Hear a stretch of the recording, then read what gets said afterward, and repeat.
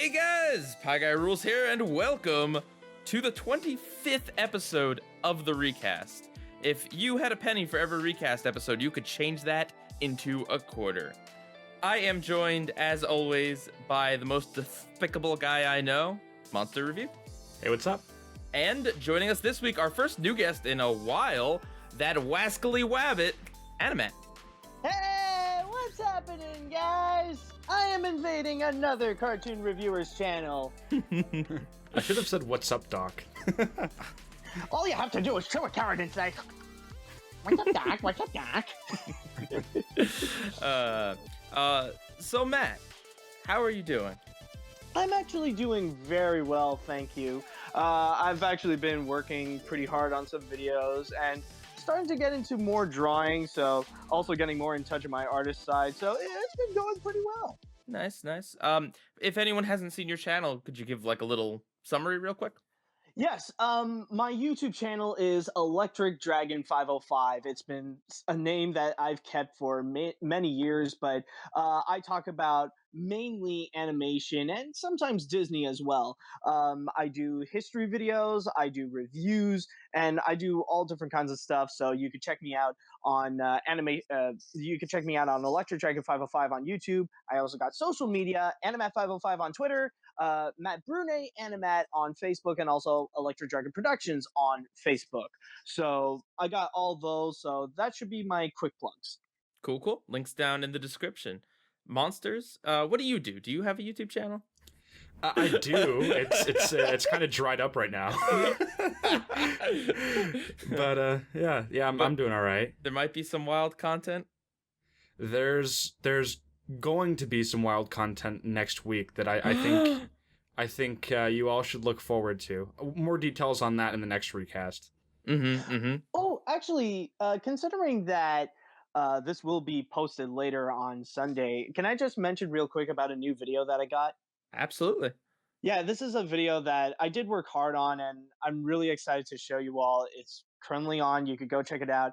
It's actually an editorial called 3D is Dead, Why 3D Movies Don't Work, where I pretty much discuss about the failing art of digital 3D movies that are currently in cinemas and what could be the potential future of it. I haven't seen a 3D movie in ages. I actively avoid them. Same here. So yeah, and I thought that would be why it would make a great discussion piece to see what is wrong with having 3D in movies right there instead of just like in other areas. And I also dive deep into like the disastrous attempt to bringing 3D at home. Oh man. So how you doing, Pieguy? I'm doing pretty good, actually. I mentioned that last week there was like an impending snowstorm, and all my events might get canceled, and they didn't. I ended up driving in a really when the roads were really terrible at midnight on Saturday, but no, I was still able to go to about 5 out of the 6 events to play Magic, which is my big hobby. Good. Yeah, and I came in first in one of the tournaments. So congrats. That was pretty awesome. But yeah, no, I'm in a good mood. I don't usually do New Year's resolutions, and I didn't really do one, but I kind of lately have been trying to push myself to just do more. Like I'm the kind of person who likes to kind of hang around the house a lot, but lately I've been every day, I'm gonna hang out with a friend, or I'm gonna record the recast, or I'm going to go to this Magic event, or I'm gonna go do this and this. And I've been keeping very busy, and it's very different and very exhausting, but it's rewarding, and it helps me sleep at night. Oh yeah, absolutely. I have that mentality as well, where every day at least do something, whether it be progress on my videos or just work out at the gym or hang out with friends. At least try to do something every day where I can look back and say I did something today that could benefit my future. I think that's kind of a great mentality to go with, and you'll see. Yeah, you'll be a bit tired at the end, but it's going to be all worth it. Yeah, plus if I don't do that, then I just sit at home playing Magic on my computer for hours and hours and hours. All right, well, we have a great but potentially brief show. Now that I say that, it's going to be 2 hours. But no, we there's not a lot of news to talk about this week. We have a question that was asked by a wonderful young lad. I don't know him, but he's super cool. He Yep. asked it last week on this very podcast. And we have our feature discussion with surprise bonus. We mentioned that we're going to talk about Duck Amok and Rabbit Rampage. Turns out that New Looney Tunes very recently also kind of did a take on the same concept with a really stupid name called Character in Search of an Artist. We're probably just going to call it the New Looney Tunes version. But we'll be talking about that as well, since all these episodes are very short. The shortest episodes we've ever talked about on the recast, not even clocking in at 11 minutes. Well, that's what happens when you get into cartoons. Like they go into it real quick, but sometimes they can be very rich in history as well, especially in some of the impacts.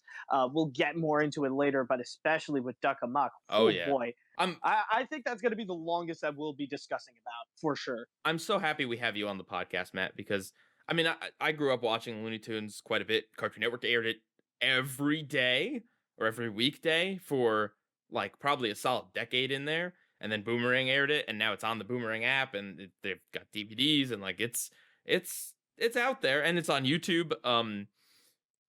But like I'm not anything close to like a historian on the subject, or Yeah. you know. Yeah. So I'm glad we have you.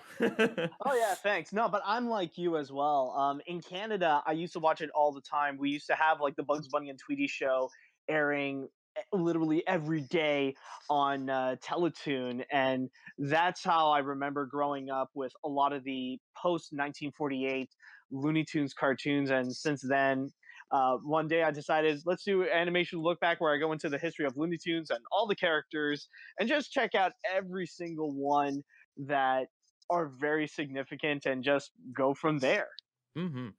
I like the one you did on Taz. Taz is my favorite. Taz somehow became one of my most popular videos I've ever made. That was honestly surprising. Well, you're probably not alone on that. You know what it is? I mean, obviously you know that Taz is not in many cartoons, and so a lot of people know like of the character, potentially without ever seeing any classic Looney Tunes with him in it. Like they might have known him from, I don't know, Space Jam or the Looney Tunes show, or what I have think you. it's more the marketing, because Taz is one of the most Right. marketable Looney Tunes characters out there, yet he only appeared in like 5. So I think it's more because of Taz's wild nature that people were just so appealed by, and they only saw him in just like the T-shirts or in toys. I had or an whatever. inflatable inner tube with Taz on it.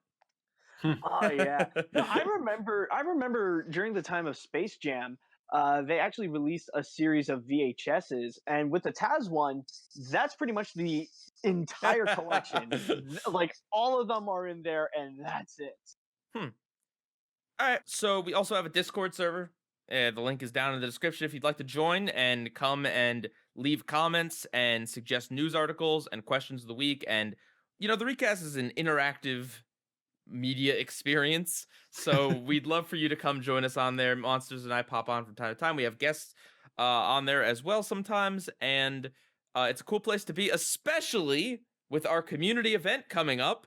Monsters, take it away.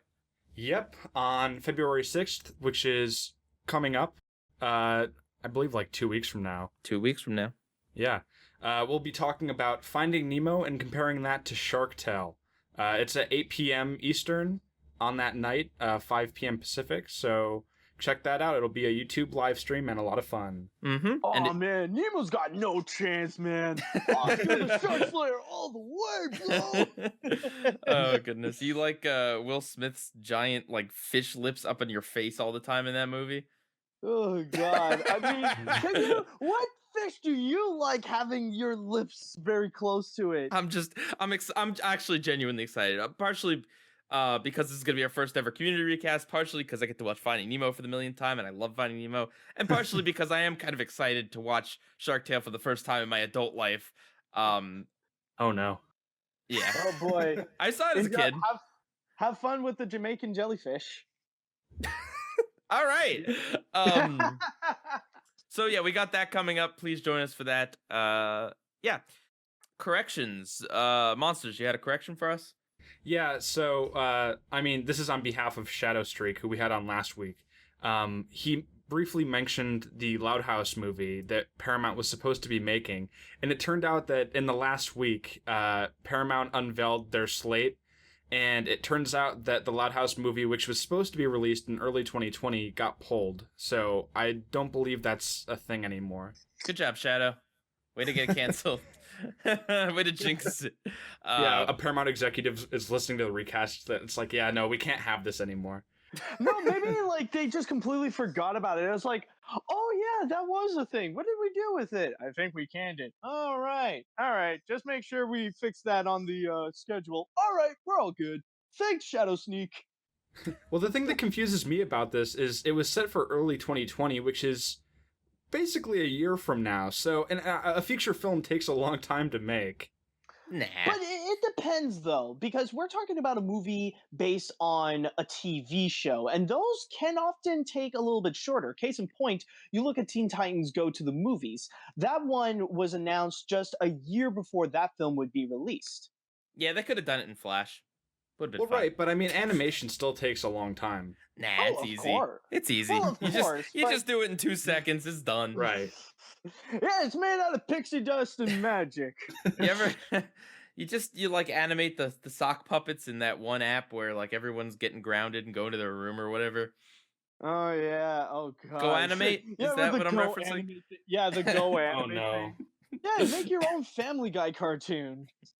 But anyway, yeah, I don't know. Was there any announcement of like it being downgraded to a TV movie, or is it just like this just fizzled altogether? No, they just said that it's not on their slate anymore. Well, why even say that?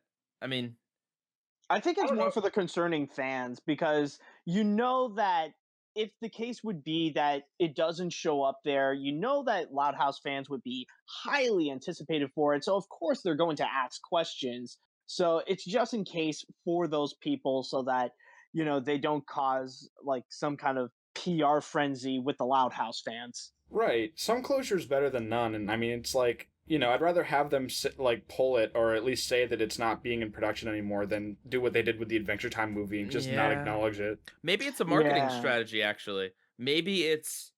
I mean, look, nothing is ever truly off the table in Hollywood. It's just shelved. That's essentially it, shelved for the long haul. So Right. it's entirely possible that they are planning on, like, they have no plans for it currently, but they wanted to announce this because maybe if there is a huge uproar, I'm not saying that they'll make the movie or anything like that, but they could use those metrics as like a, well, maybe this could still be done in the future.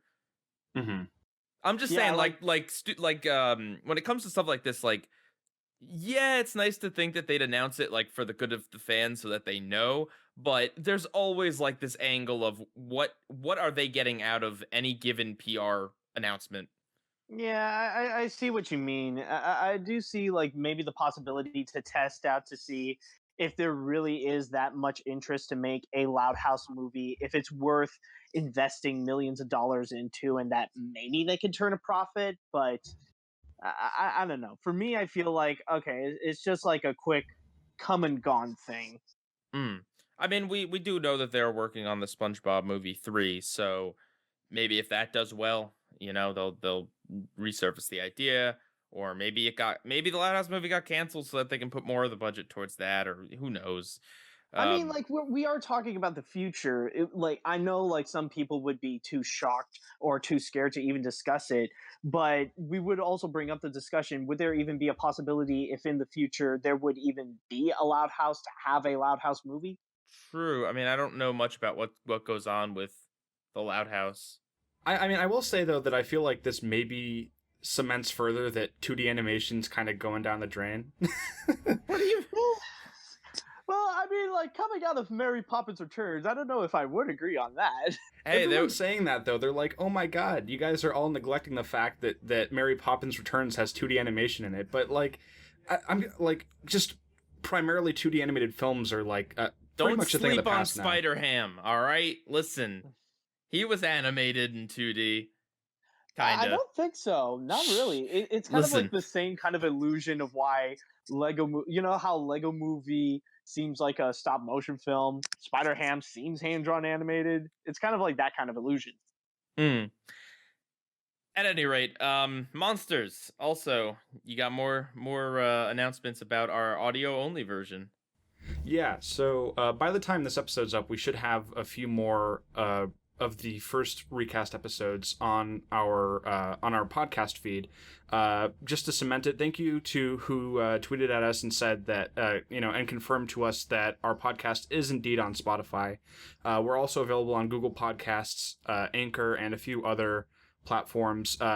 Maybe this will change as of when this episode is posted, but as of this recording, we haven't been approved for Apple Podcast yet, but hopefully that happens soon. We're just waiting on their end. Apple's pretty discerning. Yeah. Apparently. Yeah, sometimes they can be pretty picky on their choices. And then sometimes they're not, and they let through all these weird dentist games. But that was Mark Halem. Thank you for telling us about the Spotify release. Yeah, thank you. Yep. Okay. So, monsters. What have you laid your oculars on this week? My oculars are in a bit of distress after what I watched. Oh, come on, not again. Don't you tell me you watched North of the North 2 again. No, I would never torture myself like that. Again? You already tortured yourself with Norman the North too? That was last week. Yeah. Oh god, poor soul, man. Poor soul. How was the hockey game? Oh, not good, but we love hockey. as all the characters say. But I watched a little bit of adult animation this week. First being an episode of Big Mouth. I was watching it with some friends, and the episode was called The Department of Puberty. It's the latest episode in the season 2 finale. I'm not too familiar with the show. I've only seen like an episode or two beyond this one. But basically, the premise of the episode is where the main characters take this portal to the Department of Puberty, which is, think of it kind of like in an Osmosis Jones way, where it's a bunch of hormones that work at this place, and they're all characterized and personified. I'd really rather not think of that. So, who does Chris Rock play? But yeah, there's like a girl character, her name is Jessie, and like she becomes friends with a depression hormone, and then the other characters just kind of explore the offices and find out kind of the trajectory for how they'll turn out if they have their current set of hormones, because I guess in this show's world you can exchange hormones for other hormones in terms of which will suit you best in going through puberty.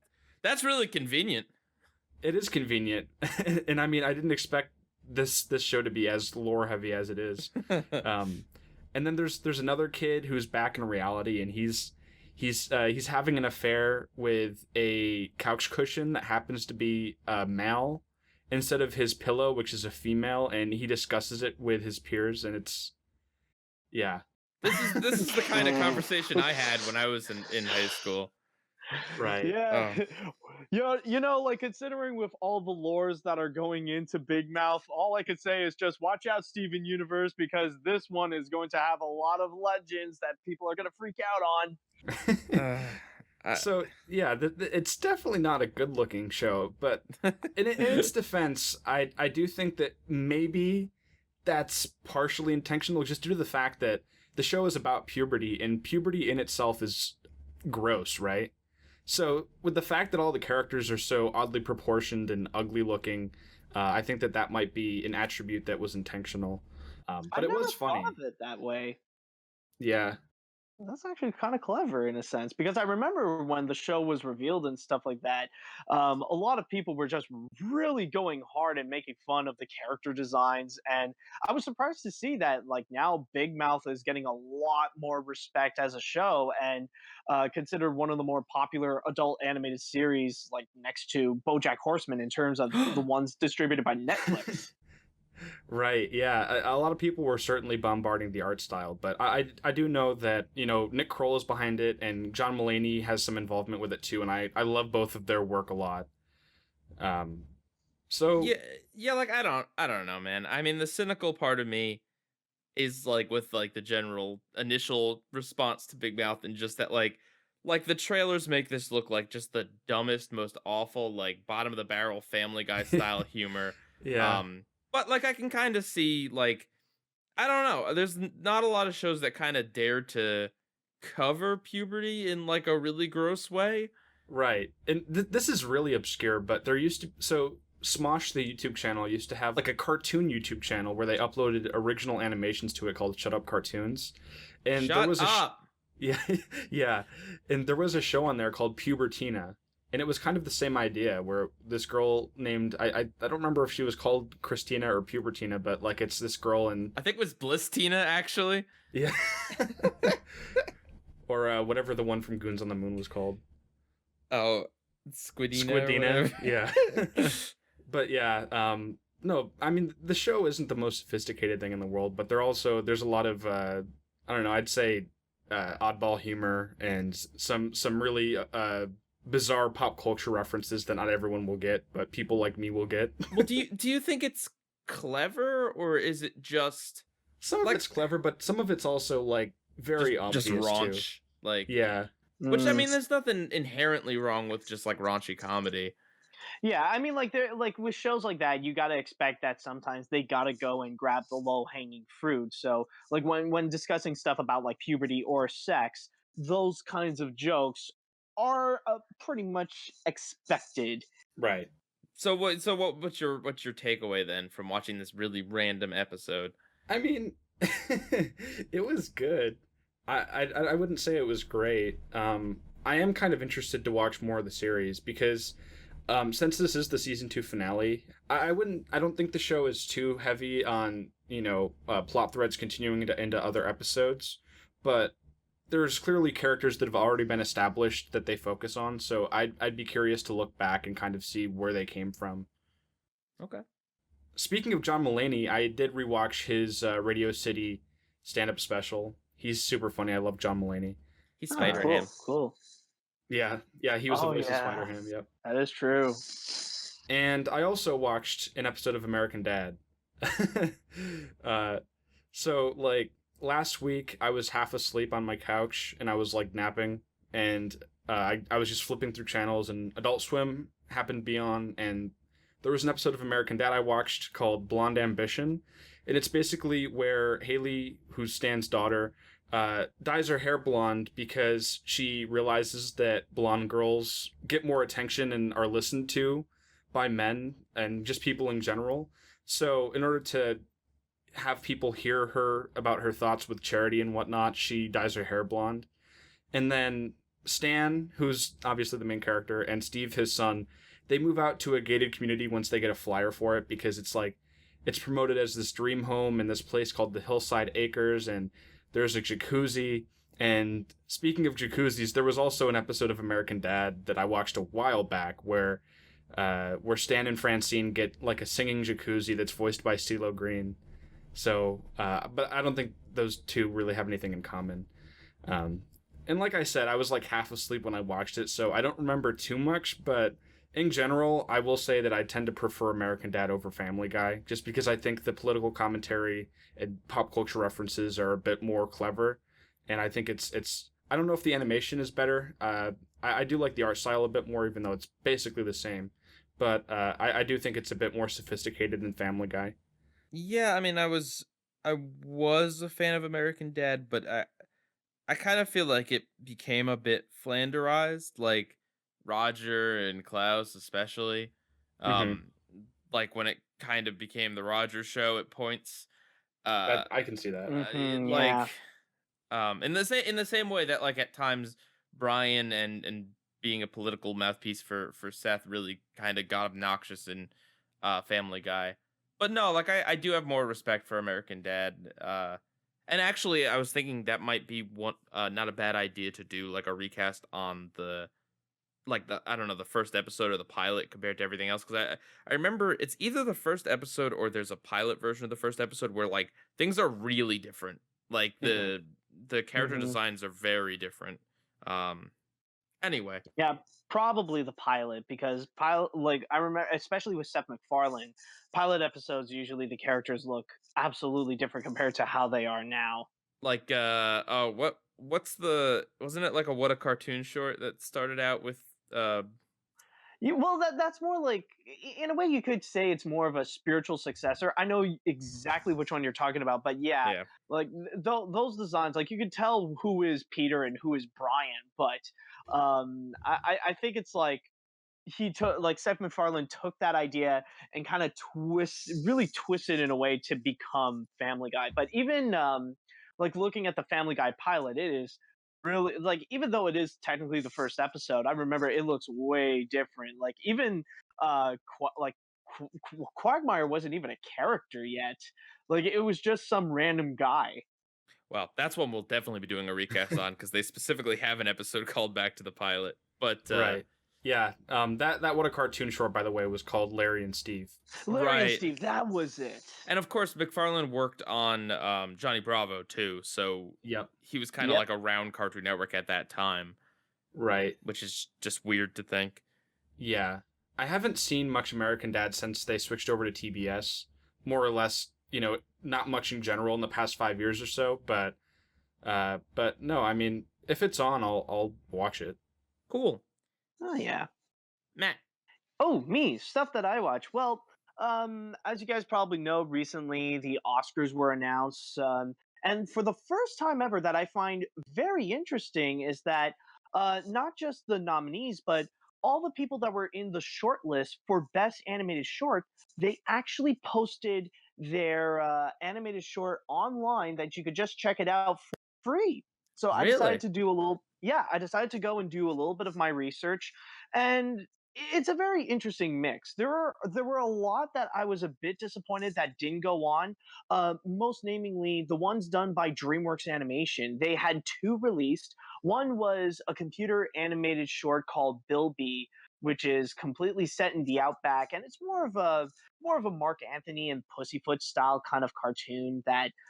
You got this mammal character that's protecting this cute little baby bird, and which actually grew up to be it's actually a baby albatross. But then there's another one called Bird Karma, which is 2D animated, and it was done very, very well. It was a really good cartoon, and I was very disappointed that it didn't get nominated.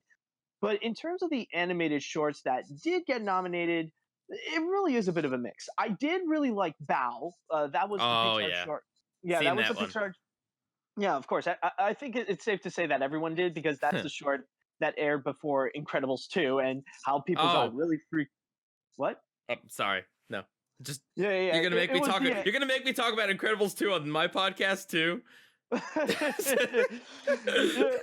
hey, but technically, we're not talking about that. We're talking about the one that the mother ignores her son right at the end, which shocked the whole world. Uh, Um, yeah, but then there were some that I felt a bit meh about. Like a good example is Weekends. That one is more just a slice of life style of cartoon about this boy who lives with his parents that are divorced. So he would hop from his mother and then hop to his dad, and we just see that going on. And then there's another one called Animal Behavior, and that one is more just you see this I don't know. I don't know how to say it, but it's more. It's not Alcoholics Anonymous, but more kind of this rehabilitation session where you got all these different kinds of animals. Like you got a leech that's just way too attached to her partner, a praying mantis who's a little bit kind of psychotic. Like she flirts around way too much, but she has a habit of killing off all her boyfriends after sex. There's another one where a pig is trying to cut down from his eating, but we always see him get off his seat, grab like a donut or grab like a treat, and just sit back down. There were a few other animals, but I think the main one that they were focusing on is this gorilla. He was like the new member, and he had serious anger issues. Like it was an interesting cartoon. It was good. It's from the National Film Board of Canada, which they usually are a strong contender when it comes to best animated short. But it was good, but not my personal favorite.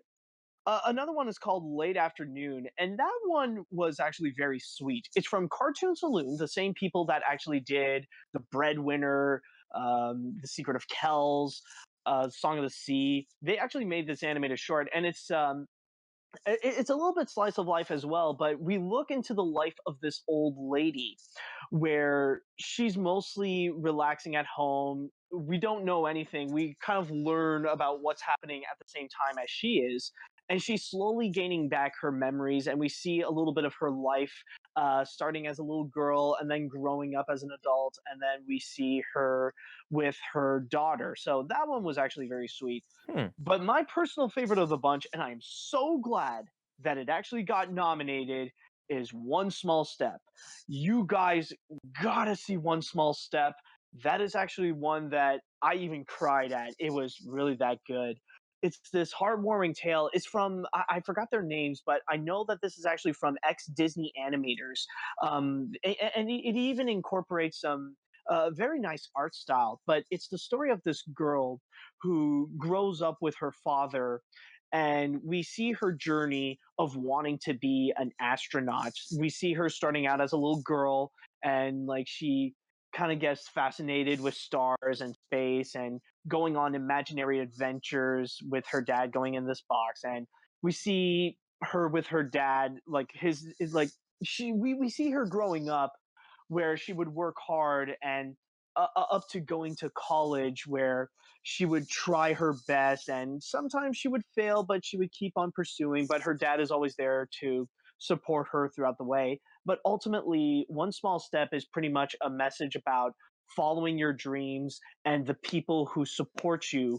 by letting you follow your dreams. And it's very heartwarming, very touching, one of Hmm. my favorite shorts. I highly recommend you guys check it out. Again, I cried at it. It's really that good. Where can people check these shorts out? Usually normally they would just upload it on Vimeo, but all you have to do is just do a Google search. Like just type in animal behavior or One Small Step. Just do a Google search and you'll find it. And just go and click on a video that's probably somewhere between like 8 to 20 minutes long. Okay. Cool. Wow. Yeah, that's really cool. Yeah. Very, very interesting, and I'm glad that they're doing that because beforehand, the only way that you could watch these animated shorts is either if you would go and see them at festivals, that, or they would compile them together, and you would have to. Oh, excuse me. You would have to pay for it either on Vimeo or on iTunes. So at least I know this year I saved $20 to check out all the cartoons. Nice, dude. All right. So I didn't actually watch a whole lot this week. I mean, I saw Steven Universe, but that's its own video.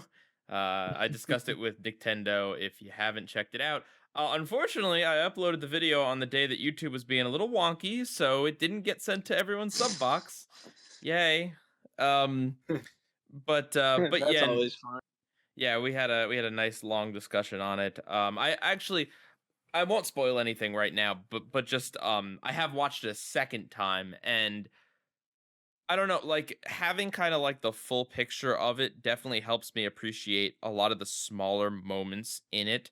There are certain things like Yellow Diamond calling Steven by his name for like the first time, like really, um that are like really good moments that you kind of miss out on when there's just this hype of like what's going to happen next and where's the story going, and holy cow, is this the finale? It's not the finale. Is it maybe?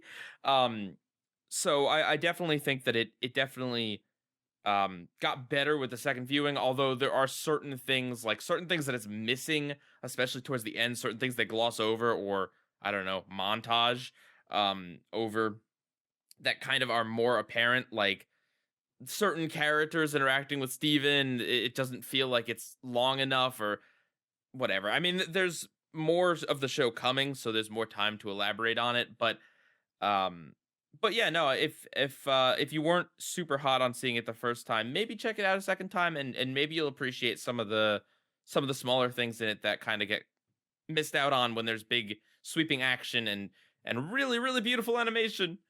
Uh, Yeah, I heard like honestly don't really know much about Steven Universe, but I did hear recently that James Baxter was actually a mm-hmm. special guest animator into it. I am intrigued to see what he has done because I know the guy is a legendary animator. He has done some amazing work, so I want to see what he's done in there. It's a little spoilery, but it's like been all over Twitter. People have been reposting it. It's basically Steven hugging someone. I'll say, Oh, okay.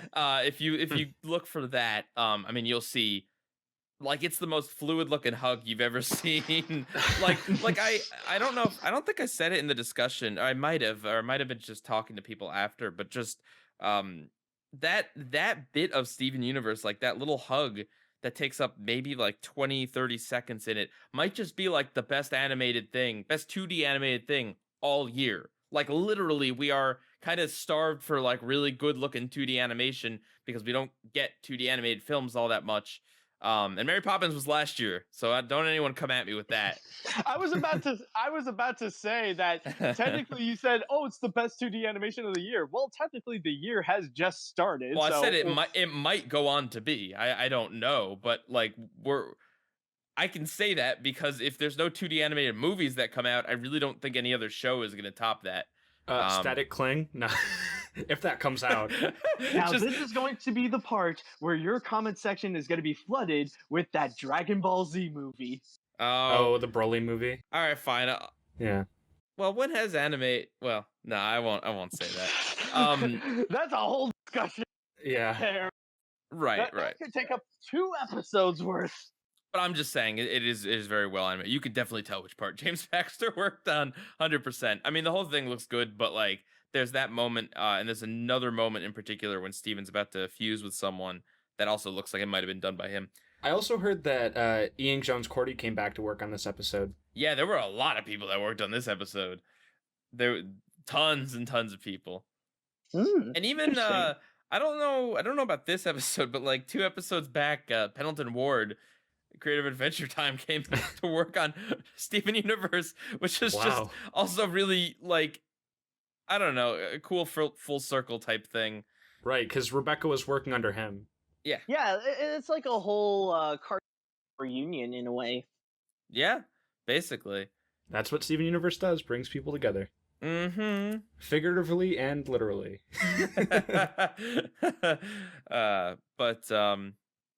But yeah, that's like the only animated thing I saw this week, really. I'm trying to think. I mean, the other thing I started watching The Punisher on Netflix. No. Not animated, unfortunately. One of the only Marvel shows left on that platform that's still going. It is. It's the only one not canceled yet. Oh, Jessica Jones got canceled? I guess technically not. I mean, it has a 3rd season coming out.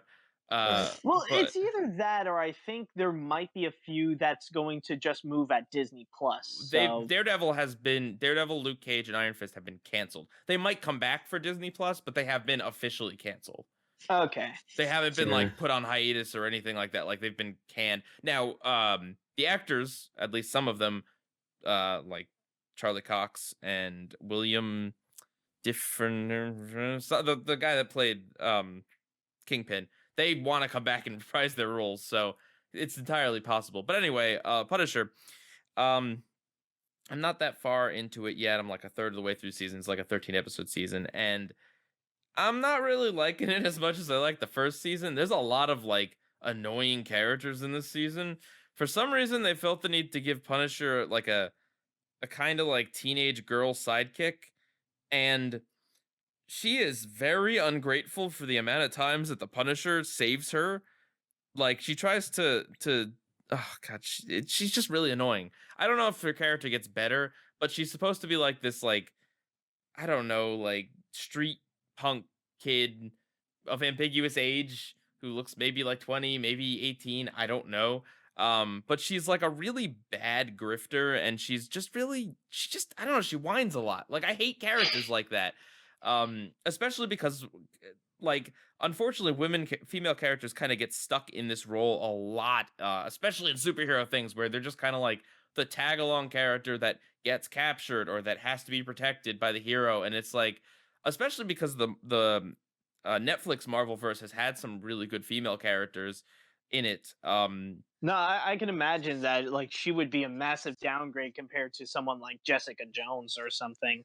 Yeah, well, there's a Homeland Security agent, Madani, in Punisher, and I mean she's going through something in the second season, but she was a pretty good, strong character, um, who didn't fall into that role of just being victim. Like she had to be rescued by the Punisher because everyone's got to be rescued by the Punisher. Punisher does everything in that show, uh, but yeah, no, I mean I don't hate it, but it's like it's there's a lot of Netflix shows like Punisher season 1 did this where like you finish an episode and you're like I gotta see the next one. I gotta see the next one. This one I finish it and I'm like, I mean, I kind of want to know what happens. Like but I'll watch it tomorrow. Like it's not a well, all right, I'll stay up for one more episode kind of season for me anyway. Hopefully it picks up, especially if it is the last one aside from Jessica Jones, which after that second season, I don't know that I want to see the third season.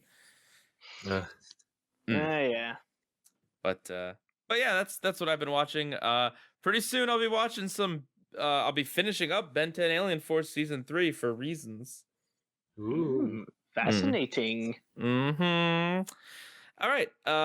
So we are going to move on to news, and our first piece of news is that yet another person is leaving Nickelodeon, who's been with the network for how long does it say? 25 years or something like that. Yeah, I think the article 27. said 27? I read 19, I think.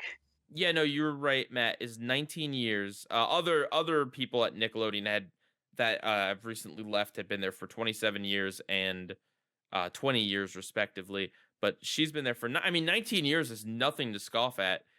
Like working at the same place, and it's just I don't know. I mean, I don't have a ton to say about this, but it's just another thing that they're definitely restructuring. I don't know.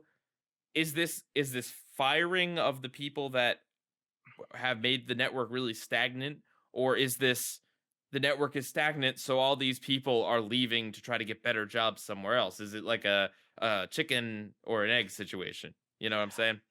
Yeah, I have seen how there are a lot of people ever since that who was that controversial leader, Simek something or whatever? Sima. Yeah, Sima, like ever since she left, like Nickelodeon has really been restructuring themselves, getting new people one after another. You could tell that Nickelodeon is really changing things up in terms of their leadership, in order to really give new life to Nickelodeon, see what other direction that they can go with, and see maybe if they can probably produce more successful shows. Like it's like they can't always rely on just SpongeBob SquarePants and Loud House Forever. They got to bring in some new stuff, and hopefully a new leadership can help structure things in order to create a bigger and better Nickelodeon. Yeah. Yeah, I do think that there definitely needs to be some new life injected into Nickelodeon. And they did announce that there actually is someone that's already replacing this person's job. Yeah, that is true. So yeah, her name is Paula Kaplan, and she's apparently already from Viacom, and she's going to keep working at Viacom, like at the corporate level, and then also work at Nickelodeon in this person's role, just as a way to kind of consolidate, as the article that I'm reading mentions. So, and it also says that this lady who's replacing her worked on Awesomeness TV, which I guess that could be a good thing because she might have a background in digital media, which is something that Nickelodeon maybe needs to accommodate more to. Wait, hang on. She worked on Awesomeness TV, like the internet presence, like the internet network, or on the Horrible Nick show based on that internet presence? I believe the company more on the internet side of things, with like their internet programming.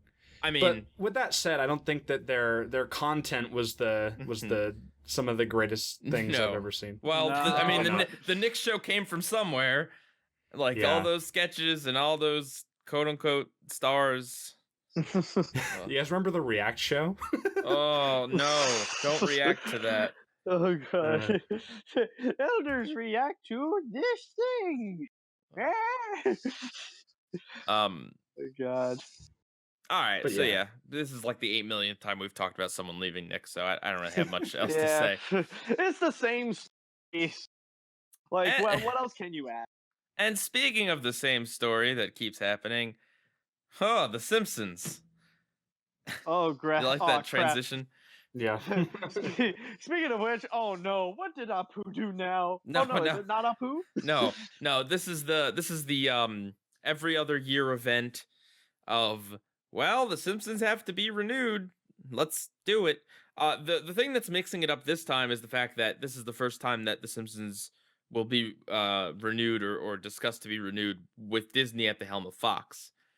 And it's a little more than just it possibly being renewed. The news article from Variety actually has a bit of information here that I was not privy to, that apparently because like the show was made in 89, like certain negotiations for like syndication and the rights to certain things are in place, that if the show keeps running, they have to stay as they have been negotiated in the past. But if the show were to ever end, then certain things could be restructured in such a way to make even more money. So it seems to be this weird catch 22 of, they got to keep the Simpsons going to keep the brand alive to make the maximize profits. But if they ever were to end the Simpsons, they could potentially get even more profit from it. I don't understand You know how much business. Disney likes their profit. Yeah, Yes. absolutely. There's also talk apparently of that The Simpsons could potentially, they could split the library of episodes up into 3 chunks and sell parts of the library to different syndication, like as different syndication packages, which sounds like a nightmare because, like, dude, who would ever want to only own the last like third of The Simpsons? Oh god. Like, come to Maybe Adult TBS. Swim. We've got, yeah, come to Adult Swim, watch mediocre Simpsons. Like, Oh my god. Come watch The Simpsons. Come be in the place where you can complain about how the older versions are better. but yeah, I mean, it's just it's so weird. I mean, there's nothing else really like the way The Simpsons was. I mean, there's other long-running shows like South Park and Family Guy, but The Simpsons beats them all out in terms of time, Oh yeah.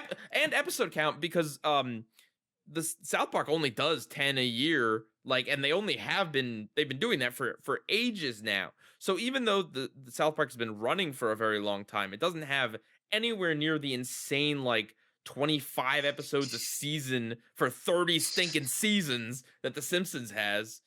Yeah, I think like just recently as well, I believe The Simpsons just broke the record on the longest running prime time show or something like It that. Like I passed it know. passed Gunsmoke last season with 663 original episodes. Yeah, exactly. And it's been on for just so godforsaken long. And for me, like, this is just my opinion. I feel like it's probably for the best to just let The Simpsons die because, especially since recently we did get the Apu controversy, it has gone to the point where now it feels like it's just. It feels like it's more trouble to keep The Simpsons alive than it is to just cancel it and let it have its own legacy from there. So for me, I feel like if it is possible that Disney might cancel The Simpsons, just end it off and bring The Simpsons to a brand new direction, possibly to gain more profitability from it, then I feel like it's probably for the best. Just let it go, man. It's Hmm. just too much trouble for nothing at this point. But what identity does Fox have if not The Simpsons? Is my question. It Like, seems today that all you see is violence, movies, and sex on TV. They could be like the all Seth MacFarlane channel. oh no! All right, well, The Simpsons has to live on then. Yeah. It's for the good of humanity. No, but like I mean, hey, if it were up to me, The Simpsons would have been canceled like 10 years ago. But it's not up to me, and they're definitely like, do you want to be the guy that pulls the plug on The Simpsons? Like, if I feel like it's Oh, that's true. I feel like it's like maybe like they're scared, right? Like sure, and especially because ordinarily you could say, well, they'll cancel it and then they could bring it back, but like considering the age of some of the voice actors, and considering that the voice actors have been doing this thing for so many years, I think once it's done, I don't think those voice actors want to be those characters. You know, once they've been freed, I don't know that they can be put back in that cage. Yeah, that is true. That is definitely true. You did make me think something that I never thought of before. Like honestly, we keep on talking about like maybe it's probably for the best to close The Simpsons, but honestly, a great question that we have to ask is the would the world even be ready for the end of The Simpsons? Yes. Think about how the Yeah. internet would freaking explode. Right. Well, it's if they- bad press. I mean, like, I think, you know, critical people like us would probably be like, yes, good for them for ending it, for Right. having the respect to end it. But the casual fan, the casual person is just going to be like, oh, just another bad decision. Can't believe they got bought out by a Disney company. Wow, look at what Disney did this time, guys. Right. They're Yeah, Disneyfying true. The Simpsons. No, Hashtag revive the Simpsons. no, but like Oh. seriously, if you were on like the board of directors for Fox, now owned by Disney, and you were the one to propose to Disney like, let's end The Simpsons, if that did not go incredibly well, if there was any amount of backlash, any amount of revenue lost, any amount of like problems, you'd be fired. Like, Oh yeah. that's a mistake you can't undo. So I don't know, man. Like, Well, I mean, they can announce that it's going to end and then see how the public reacts to well, it. they've done that. I mean, they've been like, what's his face? Azaria, I think it was Azaria, announced that he was leaving the show, and then he didn't. No. It was no. I remember Shear. I think it was Shearer, Harry Shearer. Yes, yeah. I'm sorry, I confuse them all the time. Yeah, because I remember it's the lower voice one that like decided to go, but suddenly decided to come back. Right, yeah, that stuff happens. Like with Brooklyn Nine-Nine, Fox was like, yeah, this show's done, and then everyone made a rallying cry, and then NBC picked it up. Yeah, like 3 Mhm. days after. That was a weird situation. Like, Right. like, Oh, yeah. like shows get picked up all the time. Like it happened to Scrubs. But like usually that announcement isn't like 3 days after the announcement that it's canceled. Right. Like, it kind of makes you wonder if it was all like some publicity stunt and that was always planned to happen. Oh Hmm. yeah, absolutely. But yeah, no, I don't know, The Simpsons, it's this weird behemoth that, you know, like it keeps stumbling on year after year. I mean, honestly, if it were me, I would say let's just cut the number of episodes a season. Let's just do like 10 a year, like South Park or Archer or whatever. Like, let's cut it down, and then we can still say The Simpsons is still airing, it's still relevant, it'll still sell the merchandise because it's just like in the public eye. But at the same time, the writers aren't stretched to come up with, you know, like they don't have to do like 3 Marge and Homer are about to split up episodes a year and 8 like Bart Gets in Trouble episodes a year. Like, you know what I mean? Like, Yeah, true. I mean, they're also, aren't they still working on a second Simpsons movie? I don't know. I think they might be in production. I've heard talks about it, and there is a bit of a possibility. Yeah. Huh. Like that and the Family Guy movie, but I say those two are more of a wait and see kind of thing. Oh goodness. Yeah. All right. So that's that. It's interesting. There's definitely, man. Yeah. I don't know. But I mean, I guess we'll see what Disney wants to do with The Simpsons. right. But you do know that whatever the ending is, that is gonna be like viewership heaven. Like, Oh yeah, of course. Oh my God. It's gonna be the ultimate television event. oh yeah, of course. It'll be like the Seinfeld finale where like other networks just close up shop and are like, we're gonna watch the Simpsons finale. That Yeah, happened. I'm not joking. you're right. Was it that or was it Friends? Might have been Friends too, but Seinfeld had it. I believe it was TBS, possibly also TV Land. They just like put a sign that was just like, watching Seinfeld, be back soon. The last big event I remember with The Simpsons was when they did that live animated episode. Well, they've done other events since then. They did the non-Treehouse of Horror episode where they go to space. Woo. Ooh. They did the Oh. first double-length episode since Who Shot Mr. Burns with the Great Gatsby parody, which was astoundingly mediocre, like everything else in The Simpsons. And they did the crossovers. The crossover. I was Right. about to say the crossover with Family. Have no fear, we've got stories for years.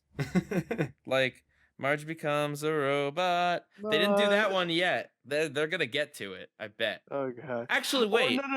no! They would go back to the original idea where they're gonna pull out Marge's hair, and it turns out to be like weird rabbit ears. Well, I mean, they've already done like well, that's another like event where there was the there was the big future episode, like the Christmas one, and then that one got like 2 sequels because it was really successful. So Yeah, true. Yeah, I was about to say it's like I remember like several episodes where they go into the future. yeah. Well, I mean, they're all sequels. There's Lisa's Wedding, and then there's Bart to the Future, but then like there's actual episodes where it's just in the future. It's not like a story like, ooh, we're predicting the future. It's like, no, you're just literally in the future, and Homer's brain has been like uploaded to a robot or whatever because he was stupid and killed himself. Simpsons is weird. That's Yeah, it's The Simpsons. What else do you expect? yeah. But yeah, it's a behemoth, and I don't know. I wouldn't want to be the guy responsible for canceling The Simpsons. Even if I want The Simpsons to end, like, that's a decision someone has to make, and someone has to be like, we don't think about that enough, right? Like us lowly peasants that aren't boardroom executives, someone's making that decision, and someone's taking the fall if that goes south. Oh, true. Who's gonna take the responsibility for this noble cause? All right. So, in other news, Into the Spider-Verse got nominated for Best Animated Feature in the Oscars and other things, but I don't care about them as much. Well, honestly, it's the same list as the one from the Golden Globes. Like the nominees are Incredibles 2, Isle of Dogs, Mirai, Ralph Breaks the Internet, and Spider-Verse. So it's pretty much the same list, but I will say this is a much better list than what we got last year. At least for me personally, I do feel like each and every single one definitely does deserve to have an Oscar nomination or at least get recognized by the Oscars. It's not like last time where Right. we got some random surprises where suddenly, here's the boss baby, here's Oh, God. Ferdinand, Oscar nominated right now. It's like, what? Yeah, the only two I've seen of the nominees are Spider-Verse and Isle of Dogs. I thought Isle of Dogs was okay. I appreciate the craftsmanship behind it, but I do think that Spider-Verse should win this. For me, I would be happy if either Spider-Verse, Incredibles 2, or Isle of Dogs would win. But for realistically, I do feel like it's going to be a toss-up between Spider-Verse or Incredibles 2. It's gonna be We'll have to Incredibles 2.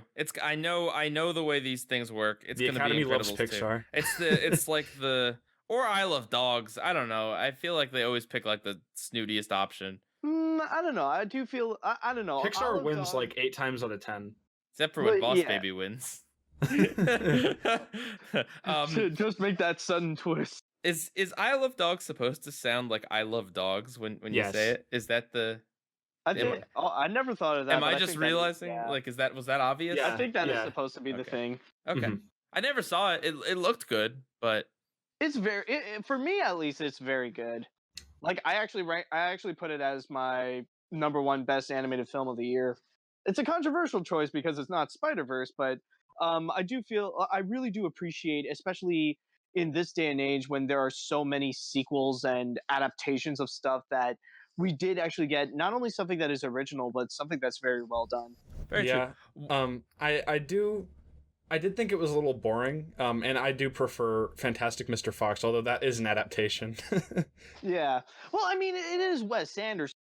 Right. He's It very does depend on like what kind of taste you would get. It is very different, and it does seem pretty weird at first. Like even if you are used to some of his movies, but like it does take time to actually get it into you. That I see what you're doing. It's really Right. nice. What is Mirai? I never heard of that. Mirai. Okay, it's very interesting to note about Mirai because this is the first. I believe this is the first time ever in Oscars history that a non-Studio Ghibli Japanese animated Oh. feature actually got nominated, or at the very least nominated for Best Animated Feature. I believe it was directed by Mamoru Hosoda. I believe. I just need to double check on that, but this is the guy who did stuff like Summer Wars, Wolf Children, and all those shows. Yes, okay, yeah, it is Mamoru Hosoda, but Yeah, this is the first time ever that a Japanese animated film that's not Studio Ghibli is actually getting that recognition, which is actually pretty cool. Like, there's no way it's actually going to win that because it's extremely rare that the Oscars would even recognize something that's not made by major animation studios made in the US. But still, the fact that it did get nominated is, really worth appreciating. I hope the Dragon Ball movie gets nominated next year. I've heard great things about it. Yeah, same here. Same here. It seems to be a pretty amazing movie, which is why I kind of brought it up when we talked about hand drawn. But Actually, I hope The Lion King gets nominated just to throw shade on all the people that are like it's live action. no, no, no, no, no, no, no. If you want to do that, put that thing nominated for best visual effects and see people flip out about it. Listen, I saw The Jungle Book aired on Cartoon Network, so that proves it's a cartoon movie. Cartoon Network wouldn't air live action, right? Right? Right. Wait, 2016 or the Mowgli one? No, 2016. Oh, okay. Oh my god, imagine if they aired the Mowgli one. Holy crap. Have you seen it? No. No, I What heard are it you was talking more about? mature. Well, the Jon Favreau version has Christopher Walken as the ape. Yeah. Hey. Yeah, that's one thing Mowgli won't have. All right, and then in a bit of news about Pixar that's not about John Lasseter, For once. thankfully, Lee Unkrich leaves Pixar. He worked there for 25 years, and he was Yep. He started out as an editor. He began coming in as an editor for Toy Story, and from there he would go and continue editing, and also being a co-director for many of the classic films like Toy Story 2, A Bug's Life, Monsters Inc., and Finding Nemo. But it wouldn't be until 2010 when he made his full-on directorial debut with Toy Story, and then he would also go and direct Coco. wow. I've mentioned this before on my podcast, but I think the best way to describe it is that Lee Unkrich's departure feels very much like the end of Toy Story 3. Because even though it is sad to see him go, at least he's moving on for something that he'll be happier and he'll be at a better place. But he's not going to be dead, but he'll be happy with his family. And just want to mention, just a quick mention right now, Lee Unkrich is leaving in very good terms. He's still highly respected at Pixar. He still has great feelings about Pixar, and nobody has a bad word about Lee Unkrich, so it's all good from there. And he even stated that he's not going to be moving out to work at another studio, but rather he just wants to spend more time with his family and to work on more personal projects that he has in the back burner for a very long time. In before this is on the corrections for next week's episode, and it turns out that you went to go work for some other studio. Yeah. Right, and I do find it funny that that for once someone genuinely actually is going to go spend more time with their family, because it's that excuse is usually used as someone being fired and wanting to say, oh, I'm going to go spend time with my family, when they're actually leaving for different reasons. Fired in such a way that they probably can't get a job in the industry anymore. Right. Yeah, that is. But with the case of Lee Unkrich, I don't think there really is anything bad that's being reported about him so far. If not, especially in this day and age of the #MeToo movement, we would already know about it. But with Lee Unkrich, he does seem like in a very good position. Like, he is fresh out of Coco, which got highly acclaimed, and I think it's been unanimously agreed as the best animated film of 2017. And from there, like, he is still highly respected. He still has a great reputation, and he is still highly respected among his peers at Disney and Pixar. So I really do believe it is just for spending time with his family. That's good. But you're telling me that one of the people that was like influential in getting like the only like non-sequel successful Pixar movie in the past like 8 years is leaving? Well, yeah, well, one of them. I mean, they do still have Pete Docter. In fact, Pete Docter like he's the new chief creative officer, and I mean the guy, like he has done Inside Out, which is another great Pixar movie. Eh. So at least they still have him. Wasn't a fan. Me neither. Okay, maybe it's just me then. No, yep, it's literally only you. No one else likes Inside Out, right? Comment section. Oh goodness. All right. Well, that's the news. It was very light this week. I mean, it's ever since. I mean, obviously, like big announcements don't tend to really happen. Like in the end of December and in January, we got a lot of kind of dud movies and just like they're saving their big news announcements for. Well, I don't know. I think for this week, it was mostly to save room for Oscar nominations. It was mostly everybody prepping up for that moment so that the Oscar nominations can finally be released, and then they would write all their movie news about that in particular, and then make their articles about, oh, which ones are the biggest surprises or the biggest snubs. So I think it's mostly because of that why it does feel like the movie news and stuff like that is a little bit dry. Should I give my speech about award shows, or has everyone already heard it?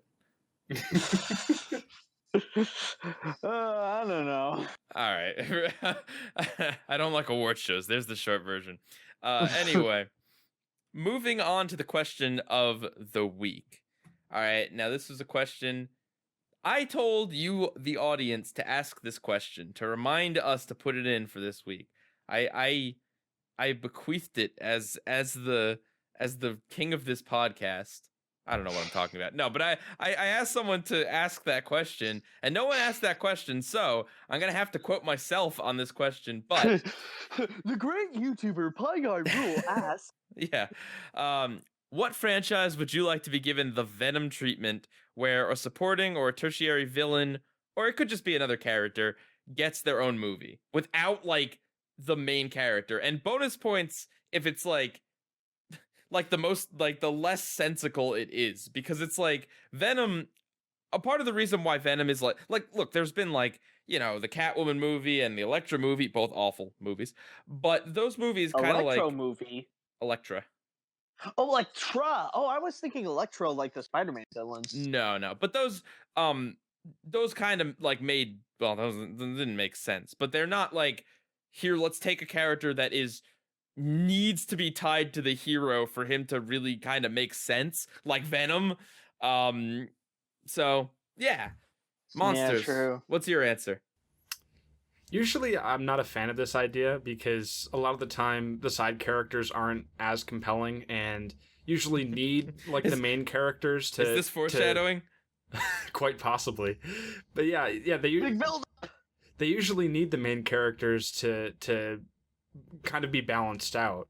And you did mention to me, yeah, it is very Planet Sheen-esque, and kind of a bad example of that.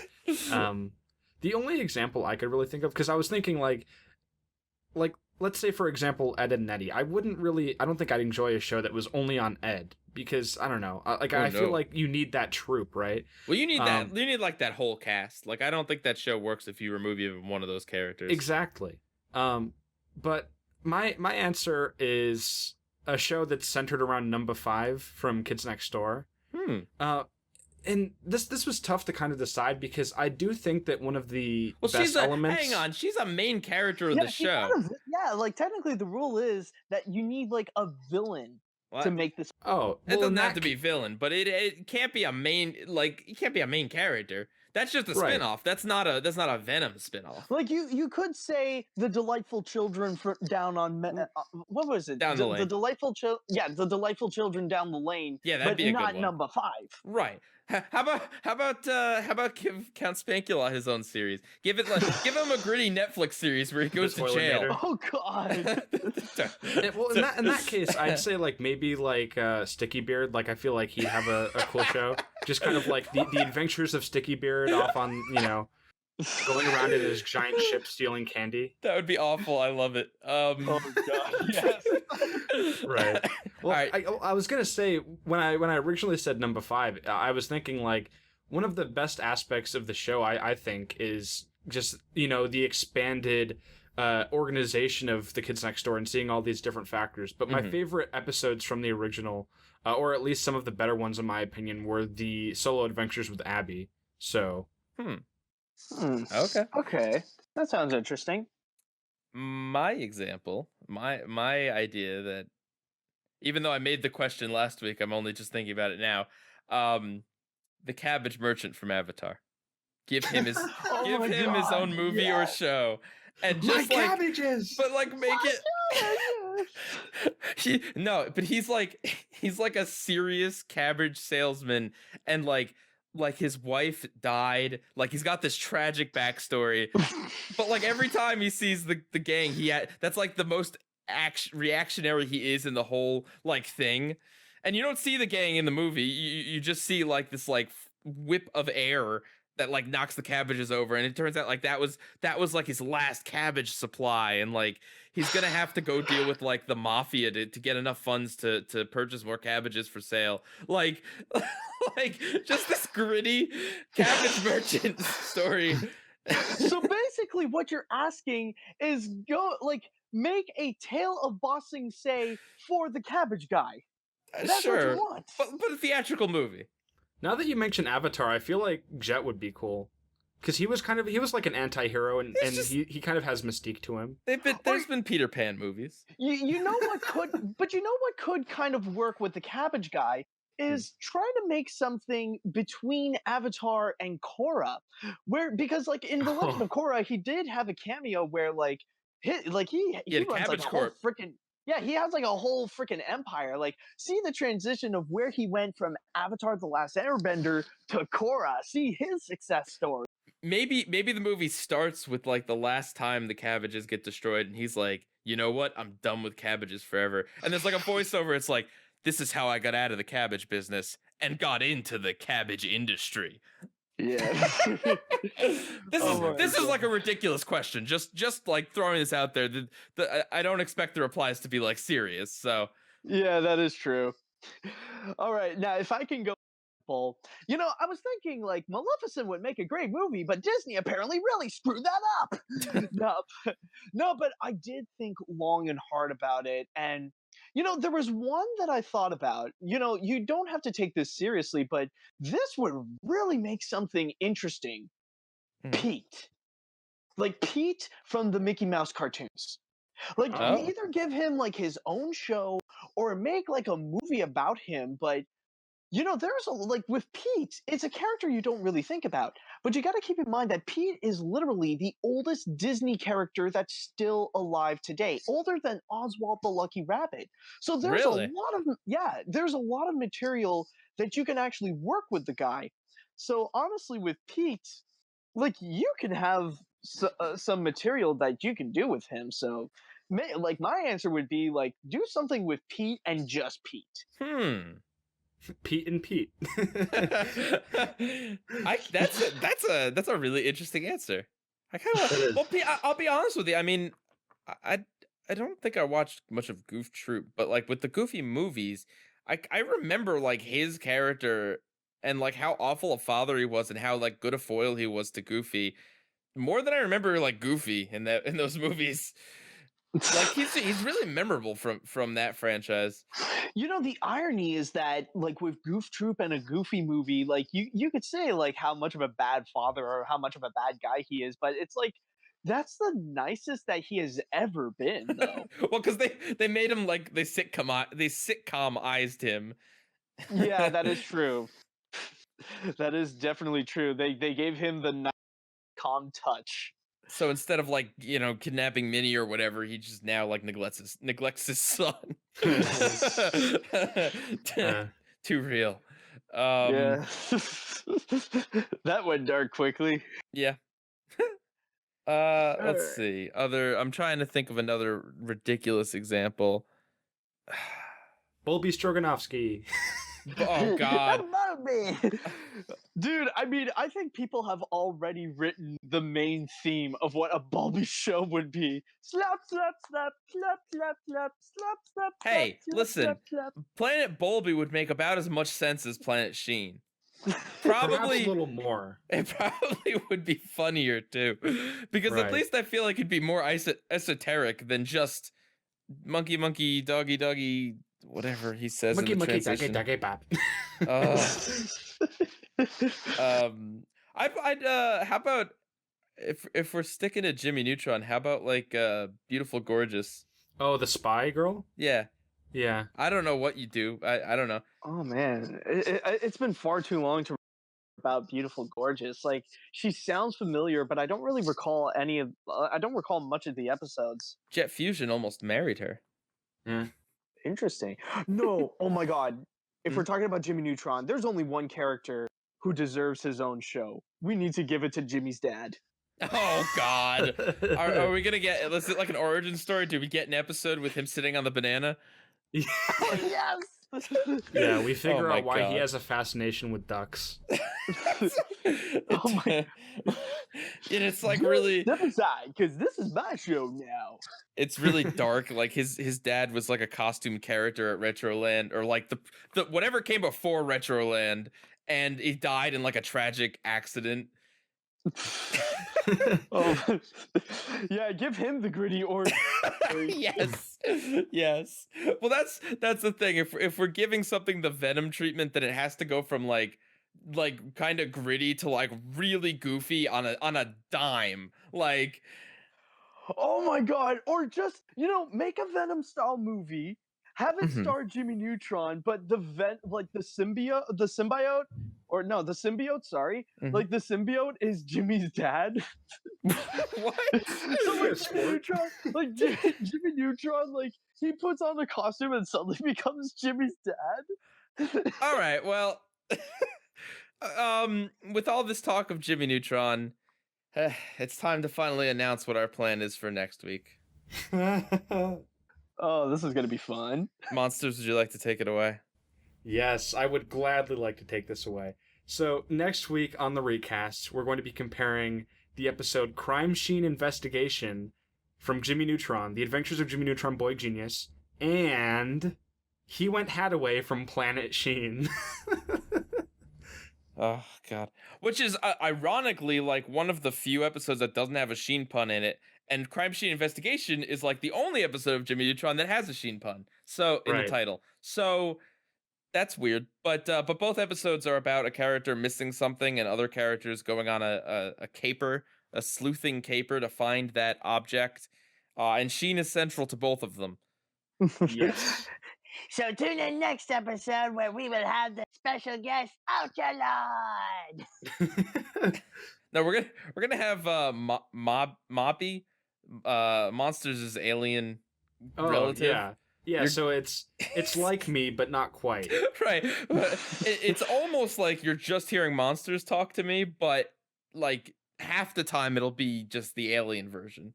Wait, hold on. Let me get him on the line. Hey, guys, I'm Moppy. What's up? Hey, Moppy. How's it going, guys? All right, let me bring it back to monsters. That guy's a riot. Is that who was on the recast last week? Is that why you had so much energy? Maybe. Maybe I was busy. I had to have Moppy fill in. All right, so that's next week. Centric recast. Yeah, it's well, Monsters has been doing a dissertation about Planet Sheen, and I've been thinking a lot about this show too. So it actually it's gonna be one of the stupidest shows we've ever spoken about, but I feel like we have some like really good criticism, and just kind of a lot to say on it, and Jimmy Neutron too. Yes. Because- all right, sounds good. There's I mean, nothing like this kind of like twisted horrible version of a thing you like to kind of show what works about the thing you like, and that's what the recast is all about. Right. All right. Of course. All right, that and Ohana, which means family, Means family. and family means no one gets left No one gets behind left behind. or forgotten, but sometimes they forget that part. Anyway, speaking of the ugly duckling, are you guys ready for our feature presentation? Yes, finally, the point of this whole episode. Copyright. Oh, please, if that was an issue, there wouldn't be like a million episodes of Looney Tunes on YouTube. That's fair. The copyright claiming system can do anything but actually work. It'll take down anything but actual copyrighted content. It's kind of ironic because I actually had one of the back videos on the Looney Tunes actually get copyrighted for that song. I kid you not. Ugh. All right, so Duck Amok. Duck Amok is the story of a young bird trapped in an unwinnable situation. No, if anyone's never seen this before, which I mean, Who are you? I'm sure, like, Yeah. listen. I think if you have to, if you've never seen any Looney Tunes and you have to see only one, like Duck Amok might be it. Duck Amok probably is it. Maybe What's Opera Doc? I don't know, but no, Either one. yeah, basically it's Daffy is just like he starts out just in a cartoon, and then the background disappears, and it turns out that the animator is basically just messing with him for the whole episode while Daffy is just desperately trying to get the cartoon underway. That's the story. This is not like, keep in mind though that this is not a story that is new in the realm of animation. Like Duck Amuck is not the first. Like this was a concept that was done long before in animation, like ever since the very beginning of animation in general. There have been cartoons, like some of the earliest cartoons have actually done this kind of and a cartoon versus animator type of plot. Like we've seen it with Coco the Clown with the Fleischers.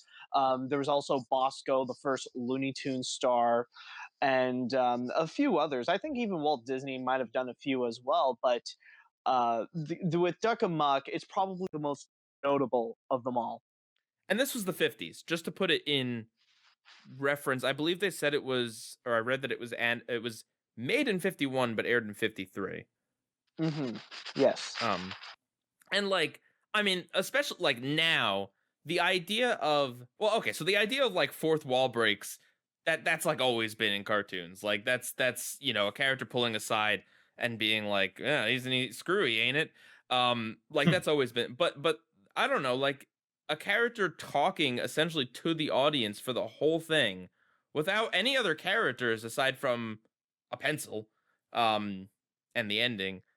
I don't know, like Mhm. I feel like that it's like I you know, you take it for granted today because there's tons of cartoons that break the fourth wall. You have episodes of Chowder where they run out of animation budget. Like, you know, you have all sorts of episodes of Gumball where they acknowledge and reference like real life things, and like the this like super meta nature of things is like super common today. Um but I don't know. Like, I mean, you say it's not the first time this was done, but I don't know, like how would an audience react to Daffy Duck talking directly to them?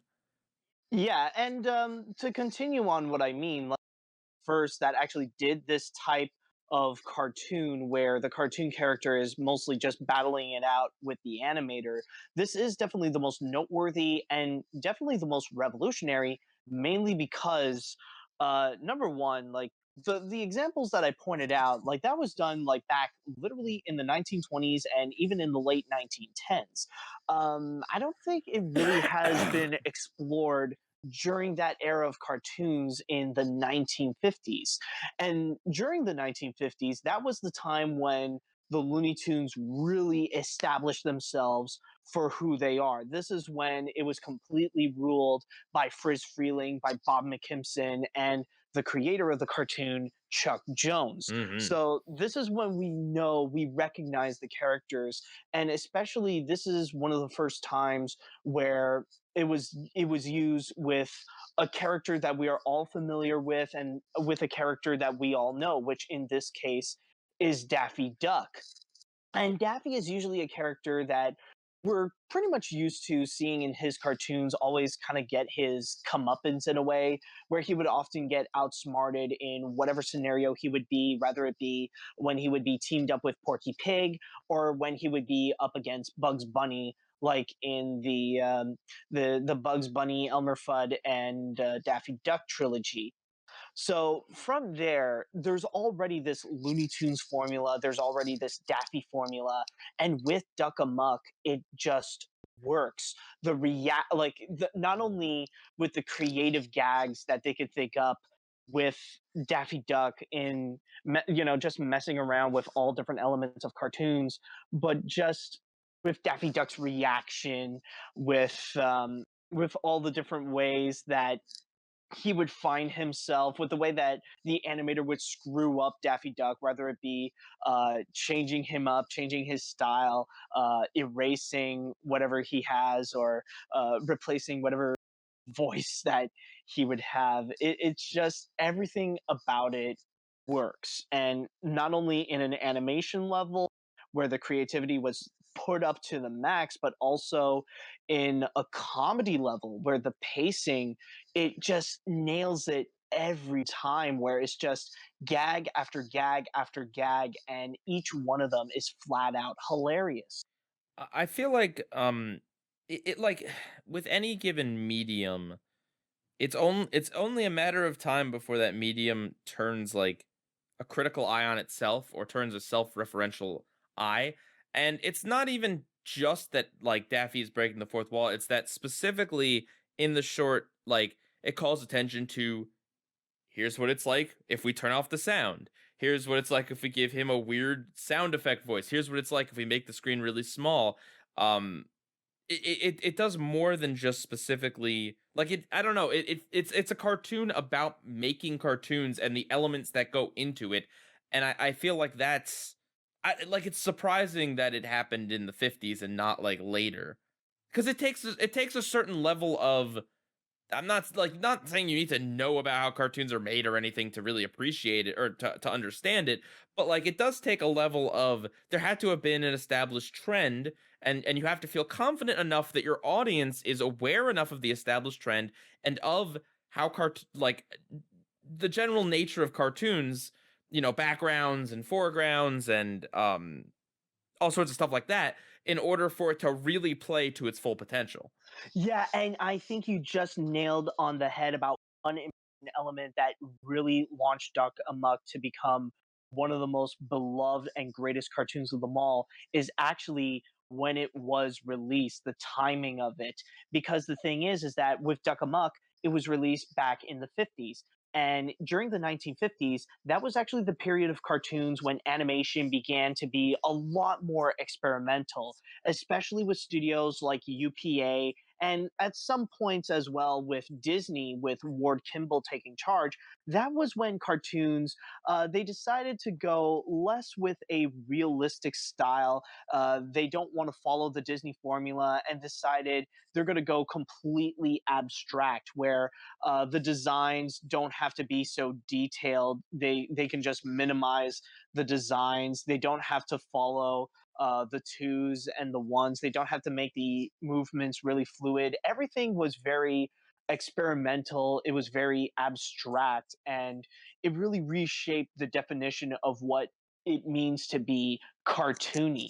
And with Duck Amuck, it was pretty much released at the time when animation was just fully experimental. And Duck Amuck would actually fit in that category as well because it experiments with animation. It pretty much breaks the realm of reality and is just fully self-aware of the fact that it's in like it is a cartoon. And Daffy also mentions he mentions like he talks like he's an actor, which is another thing that like again like ink suit actor is a trope now and it's like a very common thing, but it's just kind of like calling attention to this like joking idea that like these aren't characters, these are real actors and he's playing the part of Daffy Duck is Daffy Duck, but he's also playing the part of Daffy Duck. Like I don't know, I don't know. I'm not gonna say that this is the first time that sort of thing has been done, but between like all the elements of the fourth wall breakage and the playing around with the medium and like things like the Daffy fighting against the black screen because he doesn't want the cartoon to end, like Hmm. that's you have to kind of like understand like okay, well there when the end says the end, then that's the end, but this time it's not. Like that's different. Yeah, well, it's not the first time, and it's not that Looney Tunes would do that. They have done it for a long time, even before Duck Amuck, that they would recognize their characters as actual movie stars. A great example would be the 1940s cartoon "You Ought to Be in Pictures," that also has Daffy Duck as well. where they would acknowledge Daffy Duck and Porky Pig, not necessarily as cartoon characters that you would draw, but actually as actors. And that one was actually a really interesting one as well because it actually blends live action with animation to really emphasize how they actually are actors. But with Duck Amuck, it's one of the first times where they would emphasize that, where they would present Daffy Duck as an actor, but use it as a gag, to use it as a series of jokes, especially at the beginning where we see Daffy Duck dressed up like as one of the Three Musketeers, or we see him skiing, or we see him in many different outfits. So that's one of the more unique elements about Daffy Duck, is that they present elements that we have seen before in cartoons, and especially with Looney Tunes cartoons, but using it in a different manner. They would use it for the purpose of a joke instead of a purpose of a plot or a setup of something. Um, I agree with you that like pretty much everything is tuned to have really good comedic timing. My favorite joke in the whole thing is the when Daffy's about to sing. When Yes. he's been fighting Yeah. this animator to get the cartoon on the road, to get something going here that is not just sitting in a blank background doing nothing. And he gets the guitar, he gets the outfit, and there's something about his pose and how like he's so confident that it's gonna work out for him this time. He's gonna be able to sing his song and get into the cartoon. And then there's nothing coming out of his mouth. And it's such a great moment with a great setup and a great payoff, great character acting. And it just, and I mean, I don't know, but I think of like all time iconic Looney Tunes moments. Daffy freaking out is after he's been fighting against the black screen, his big freak out moment where he pushes against it and jumps all along the walls. I don't know, that screams iconic to me. Oh yes, the one where he ends up and it's like, and I've never been more humiliated in all my life. Mm-hmm. Oh Ah. yeah, and especially even the reaction afterwards, like really hilarious. But I would say if I would have to pick my personal favorite scene in Duck Amuck, it would actually be the part where like you see Daffy Duck that's just so far away. Like they set up an entire island, and they decided to put him so far. It was like, hey, how about a close up? And then they would just play with the different perspectives. It's like, this is a close up, a close up, you jerk, a close up. And Yep. then they would just immediately zoom in where we see so much details in his eyes. Monsters, you've been very quiet. Yeah, I like this episode. Uh, rather this short. Good insight. Yeah. No. I agree. My favorite bit was also the where the sound cut when he was playing the guitar. It was certainly inventive for the time, and I still think it looks really good, and the animation's really lively, especially some of it's complex with the dimensions and you know, Daffy from the side. I think probably my favorite aspect of this short is Mel Blanc's performance. I still think it's timeless, and I think it's so energetic. And also the different variations of art style kind of reminded me of when Squidward went through that weird trip in SB129. Yes, I'm not sure if there's a correlation between the two. Of course, Duck Amuck is calling back to that. Yes. Yes, that classic 1930s SpongeBob episode. Yes. Yes. Uh, Oh yeah. No, but you do bring up. Oh crap! I lost my train of thought. What was I about to say? Abstract Duck Daffy, Amuck? maybe. Mel Blanc. No, or hold on. Abstract Daffy, Mel Blanc. Actually, oh yes, the animation actually, because that's one interesting thing to discuss about Duck Amuck that I don't think a lot of people even realize about it. But the animation is definitely great, but people don't realize how minimal the animation is, and yet it's so effective. It really does work because technically, for the most part, you don't even have a background. You don't really have anything to work with. It's literally just Daffy Duck, and Right, that's it. right, and that's what's so great about it in that like the portion where with the sound gags, it's Daffy acting and one sound effect playing, and then they switch to another sound effect, and like if not done correctly, this could be the most boring episode of Looney Tunes. You know? Hmm. Yeah, essentially, you don't realize that it has so little material, yet it makes the most out of the things that it has.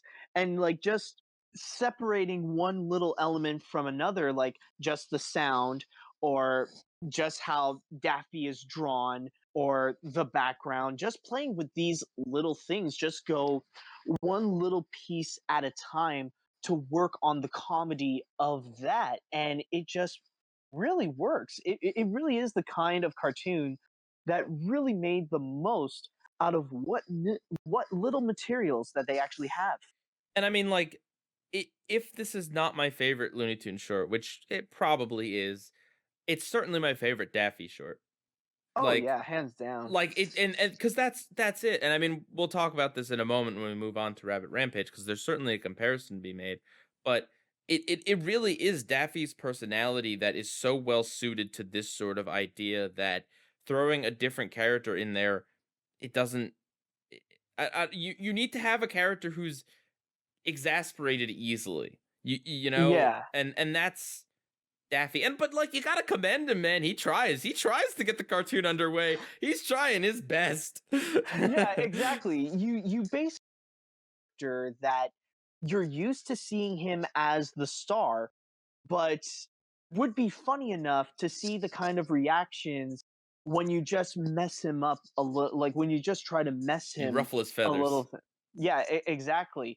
Like if you think about the other Looney Tunes characters, like when you think about but like the other rivals of Bugs, like either Elmer Fudd or Yosemite Sam or Marvin the Martian or Tasmanian Devil, it wouldn't necessarily work as well because they're not necessarily the type of characters that you can really play with. With Daffy Duck, however, this is a character that they used they used Daffy in so many ways. Rather it be like with Duck Dodgers or Drip Along Daffy or Duck Twacy.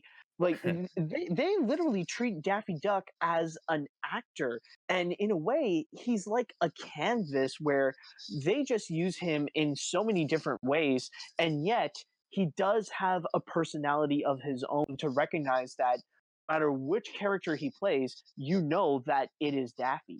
Well, I do you not think that there's the two different Daffys? Well, Well, I know. Well, like in Duck Amok, when he confronts himself. no, but just the completely Oh, insane Daffy versus oh, the egomaniacal. early Daffy. Yeah. Oh, the early Daffy as well. Because what's interesting is that early Daffy is for some reason the new Looney Tunes chose that incarnation, whereas for like the past like 70 years we've only seen egomaniacal Daffy. I would say no, and that's going to be for a reason that we're going to discuss a little bit later. Okay, interesting. Um, So yeah. well, we have to talk about the ending of this, of course. Apparently, so I watched it, and then I also watched like on one of the Boomerang YouTube channels, like the UK or the US or something. They had a pop-up fact version of Duck Amuck where they shortened it, which sucked, but they had a few facts in there, and apparently Bugs as like the villain at the end or the antagonist was a late addition. Apparently, one of the other ideas was that it would have been Jones himself sitting at the table, which I think also would have been very interesting. But but I love that. Like Bugs being like that's the perfect end cap to this episode. You couldn't end it another way. And in fact, the other episodes that take from this episode don't end it another way. Yeah, exactly. It is the perfect ending because you got like when you think about it, you have to ask who is this person that would be willing to screw with Daffy so much? And it would only make sense that it turns out to be Bugs Bunny. The eternal Because troll himself. yeah, exactly. Because we've seen, like, we're used to seeing Bugs Bunny mess with Daffy Duck so many times before. It only makes sense that Bugs would screw Daffy Duck Let in me an animation studio. Can I ask you something? Is Looney Tunes ever been known for like a twist ending in the cartoons, in the shorts? For a twist ending, it does happen. Mhm. I won't say that it would happen all the time, but there are moments when they would do some surprise twists for Some a big gag. gag at the end, yeah, like some reveal. Yeah, But it exactly. but it doesn't feel it's not common enough that I would say like, I don't know, I feel like this is a little subverting because, I mean, No, no, no, no. it just that, like, it again, I mean, this could have ended just with the animator is the animator. You know, it's like the narrator or something, you know, it's an unknown figure, or it is Chuck Jones, and then we never see him, but we know that because he made the thing. Um, but it's just kinda like to pull out and have that character reveal is like, I don't know, I in my memory of watching, like, Looney Tunes and Tom and Jerry and things like that, like, they don't if they do have an ending twist, it's usually something kinda lame.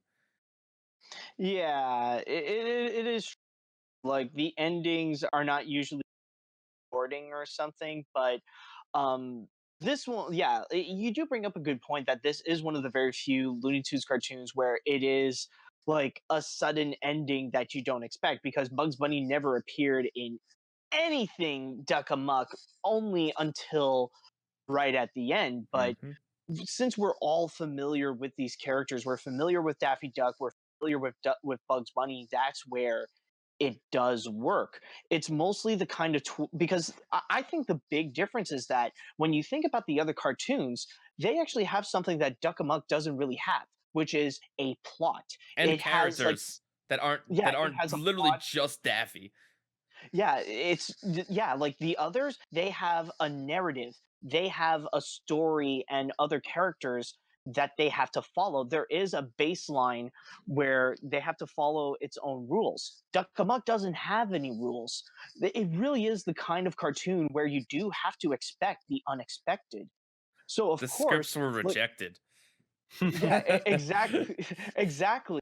That's why with Duck Amuck, like it's not just the end that's a surprise. I mean, all the gags were pretty much a surprise. You never know what to expect, Right, right. and considering how all the rules are pretty much broken, you don't know how the animator would think of next to screw with Daffy Duck. So here's an interesting comparison is that Rabbit Rampage we'll get to that in a second, but it opens the title card is on like a script. So right away you kind of get the idea that maybe this is going to be like a meta short. Duck Amuck's opening has this like medieval type thing where it looks like any other episode of Looney Tunes where Daffy is going to be like a knight or something. And the short starts with him about to do something, and then it so like, I don't know, I feel like if you were to watch this for the first time, which I guess I did some point in my life, you'd be in for a really big shock at the beginning and at the end. And also the other thing I gotta remember to mention is that Bugs being there at the end, I think A, they didn't go with Chuck Jones because I feel like most people would be like, well, okay, that's some guy sitting there. I don't know that everyone would make the connection, oh, that's Chuck Jones, because I don't know how much he appeared in media in physically. But I think Bugs being there at the end is important because they already had a the end card, and they already like they had to show some way to the audience that it is really over. They had to give some sense of closure since we already saw the end, since we already went to black or tried to, you know, just cutting to black or cutting to a the end card wouldn't feel it would feel like, oh, is it a fake out? Oh, no, it's not. Okay, I guess I'm disappointed now. Like this, it really does give it the closure it needs. Yeah, exactly. Exactly. Like they already did a classic style ending, but now they need to find a way to really pop out with what kind of new ending that they would do. And the thing is, like, it wouldn't work as well with Chuck Jones because not many people actually know who Chuck Jones is. And I mean, sure, his name would come up, but people would rarely see his face. It wouldn't be until like much later in his older years, like even long after the Looney Tunes and How the Grinch Stole Christmas, do we start seeing his face when discussing about Looney Tunes stuff. Hmm. So it wouldn't necessarily work as well, but with Duck Amuck, the ending with Bugs Bunny, at least you got a character that people know, people recognize, and you know, like suddenly with Bugs Bunny, I think what really works about the ending as well is that it makes the cartoon make so much sense. Like Mm. imagine if this was your first time watching Duck Amuck, you would be in for a wild ride. You don't know what to expect. You don't know what is even going on, and it just seems kind of crazy. But then after the reveal of Bugs Bunny, suddenly the whole cartoon makes sense because this is a cartoon where Bugs Bunny wants to find a way to mess with Daffy Duck and mess up his cartoon, and that's how he does it, is to literally be the animator. So that's what's great about that plot twist as well, is that not only is it a great reveal, but it makes the cartoon so it gives the cartoon so much sense. And I mean, legacy wise, well, so I made a Tiny Toons reference earlier, but I do kind of believe that Duck Amuck may have been a little bit of an inspiration to the pilot of Tiny Toons, like where the Yeah. characters are on Hmm. a sketchboard and they're drawing themselves in and they're creating their work. Like it might not be a direct like as direct a line there, but I don't know. I feel like it might be that. Also, this is a DS game. Yes. You said Oh you my played god. it. Yes, I did. Oh my god. I was wondering when are we going to bring that up, or when am I going to bring it up? I did actually play the DS game.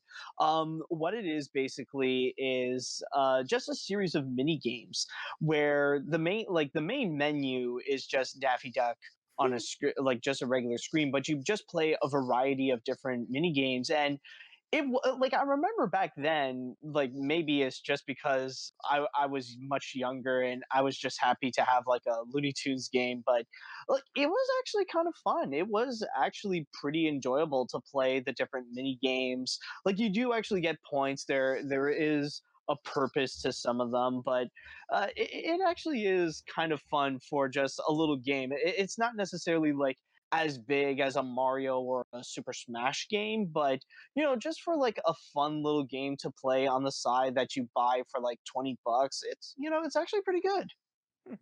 Fair enough. Um, are you guys ready to move on to Rabbit Rampage? I'm ready. Sure. All right. So, Rabbit Rampage came out in 55, I think. yeah, 55, only 2 years after. Yeah, well, interestingly enough. Only 2 years after. Yeah, I mean like look, I feel like look, the animation is still animated by Chuck Jones. Looks good. Mel Blanc is still voice acting. Sounds good. But boy, did this feel like a really desperate attempt to recapture the magic of Duck Amuck, and it just doesn't work to me. All right, so can I put in my piece, because I really do have a lot to say about this. Sure. Because here's the thing. Okay, remember when I said no remember when I said no about making it work as much with Crazy Daffy Duck?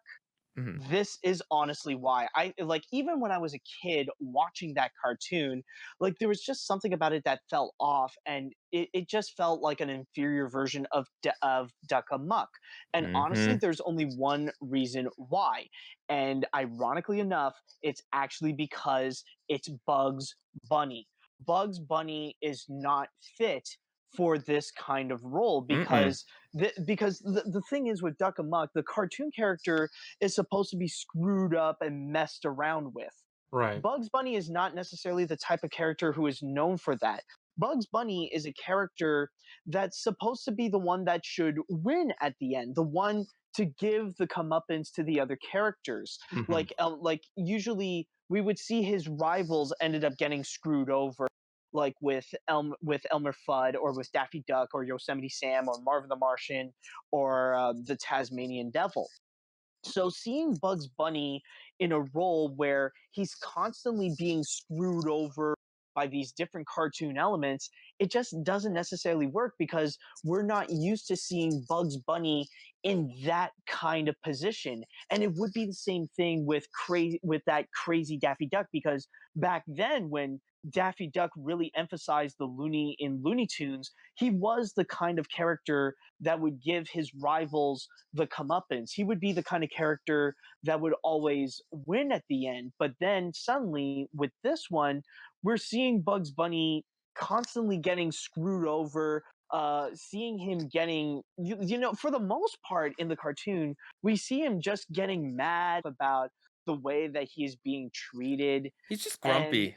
Like yeah, like he was like mostly grumpy. It just feels out of character for Bugs Bunny. And throughout the whole thing, that's how it feels like. This whole cartoon just feels out of place, where they're just copying the same formula of Duck Amuck, but using the wrong character for it. The character who shouldn't be screwed over and get his comeuppance. So we have a Discord comment from someone named TuneJ723 who says, "I think Duck Amuck is funnier. The artist was making Daffy's life a living Hades, while in Rabbit Rampage, the artist was just annoying Bugs."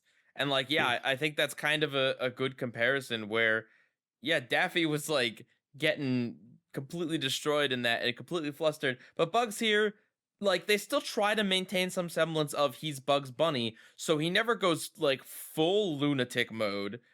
But Yeah. which it's yeah, I know. I mean, I think there's two. Well, first of all, I don't know if there's a miscommunication. I didn't ask if you thought that old Daffy would work in Duck Amuck. I was just asking if you thought there were two different Daffys because you said Daffy was always Daffy, and Oh no.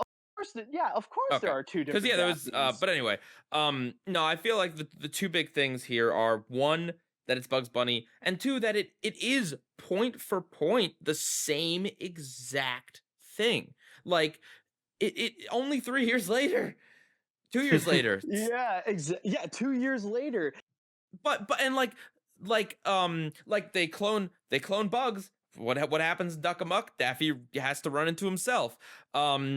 The reveal at the end, but this time it doesn't even make any sense. Like, oh, okay, Elmer Fudd is an artist now. Like, what? Yeah. Yeah, because like, okay, like they gotta, honestly, I would completely forgive it. I would say that Rabbit Rampage would be equally as good as Duck Amuck if the ending twist turns out that the animator was Mickey Mouse. Oh, oh Like that, man. honestly, all worth it. It's like, yes, you got it. But like, I also feel like the jokes are like every single one of them goes on for like well past when it should have. That hat gag. How many hats can they put on Bugs Bunny? Let's find out. Yeah, and you do bring up a good point. Yeah, the point that like not only the jokes are not as funny, but it really is toned down. Like when you think about the worst thing to happen to Daffy Duck in Duck Amuck, you would probably guess like many different things, but probably when Daffy Duck was drawn as like this flower monster with a screwball flag. But in Rabbit Rampage, what would be the worst thing that they did to Bugs Bunny? That they painted his back blue? That they gave him all those hats? Really, They a made him move lot of out of the these way of a train. Ooh. yeah, like the jokes are really, the jokes are weak because they're not as effective. And even the reactions as well.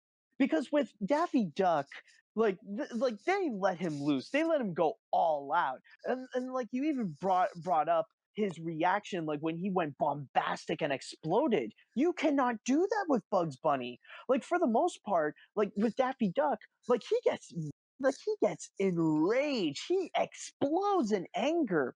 Bugs Bunny, he's mostly grumpy. He's for the most part, he's just annoyed by the scenarios.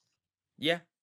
Yeah, so overall, so that would be the biggest issue with Rabbit Rampage is just the fact that it really does hold like it's Duck Amuck, but if you hold it back so much to the point that people nowadays would say that this is a cartoon that just plays too safe. Well, yeah, and you take away everything that was surprising or revolutionary about the first one, down to the twist ending, down to like I said, the fact that it opens up with it's written on a script.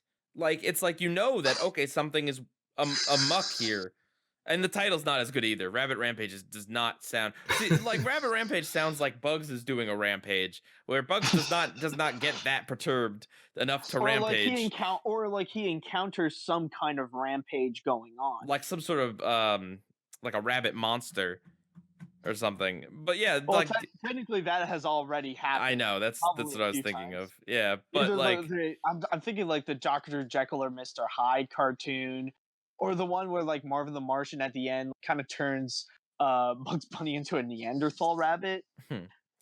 This one tends to mention more of the meta aspects, I feel like, because this one kind of contained more dialogue of him mentioning Warner Bros. And his contract and reporting it to the boss.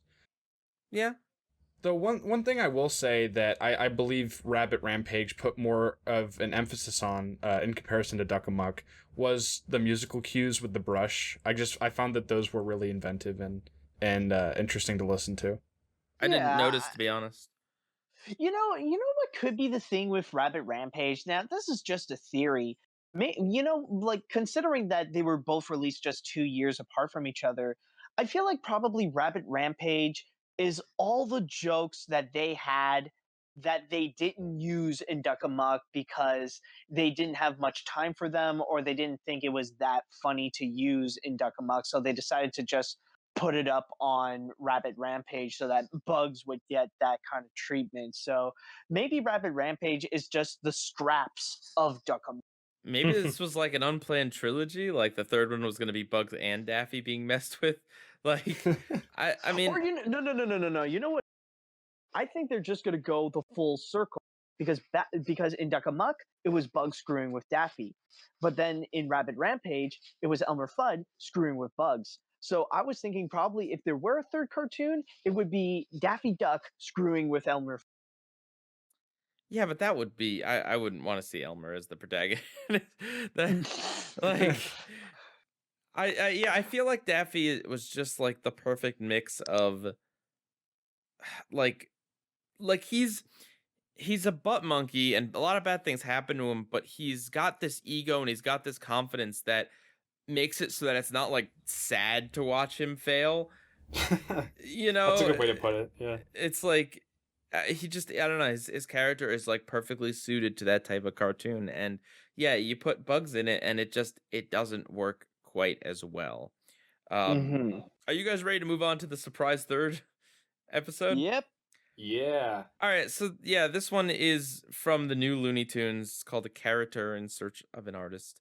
And I was actually like with a lot of new Looney Tunes, I was actually really pleasantly surprised with this. It in a lot of ways it does still do pretty much exactly the same thing as Duck Amuck, or should I say Rabbit Rampage, in that it calls back to Duck Amuck. Where it's the same sort of there's sound gags, there's animation gags, there's all sorts of stuff like that, but it's updated so that like there's a timeline. The pen is like a drawing stylus instead of like an actual pen or a paintbrush. And like I really like the jokes in this one, which are like the artist draws a really poorly drawn version of Bugs, and Bugs is like, what are you trying to do, scare the kids? like there's references to Lunatics Unleashed, which is like such a great weird reference gag, and I feel like this version of Bugs Bunny I still think none of them work as well as Daffy, but I feel like this version of Bugs Bunny, where he's allowed to get a lot more messed up, he gets hurt a lot more in this than Rabbit Rampage. He's allowed to get more angry and more expressive and more like he's not the one in control. I feel like it works. I think this works a lot better than Rabbit Rampage. I do see what you mean, but honestly, I just saw it before this podcast started, so I have yet to really fully think about it. It's like, oh, which one do I like more and stuff like that. But for me, when I saw it, I didn't really like it as much as you did because I feel like we are now at a point where there are just so many iterations of Duck Amuck, whether it be from Looney Tunes or uh, unofficial ones as well, where I feel like with what we saw with which I'm going to call what we have called it before, Rabbit Rampage 2.0. This one just feels like what you would find on YouTube. This is like a YouTuber's vision of Duck Amok with all the different ways that they could screw over with the cartoon character in the modern age. Now, I will say that there are some pretty good gags as well. I really did like what you mentioned with the Lunatics Unleash reference, where we see Bugs Bunny getting different styles. Where we see like it starts out with the prototype Bugs Bunny, like the one that like. I think it's just Happy Bunny or something like that. Like they went with that one, and then suddenly they went with Lunatics Unleash, which I will admit I used to watch as a kid. I didn't hate it, but I did admit that it was a pretty weird show. Hmm. But for the most part, like there were a few good gags, but I can't help but brush off the feeling that this is just nothing more but a Duck Amuck wannabe. That it's really just trying out the gags that I've probably seen in many other Duck Amuck wannabes. So it didn't really do that much to me. Well, here's the question. Here's kind of what I go back to is that in order of like justifying its existence, I feel like 2.0 justifies its existence way more than Rabbit Rampage because at least it modernizes a lot of the gags and like the timeline gag or the program crashing gag. Like those are not things that you could do in 1950 because technology didn't exist. Um Yeah, that is true. so at Yeah, you least do. at least like it has that, whereas Rabbit Rampage, all the same types of jokes are in Duck Amuck.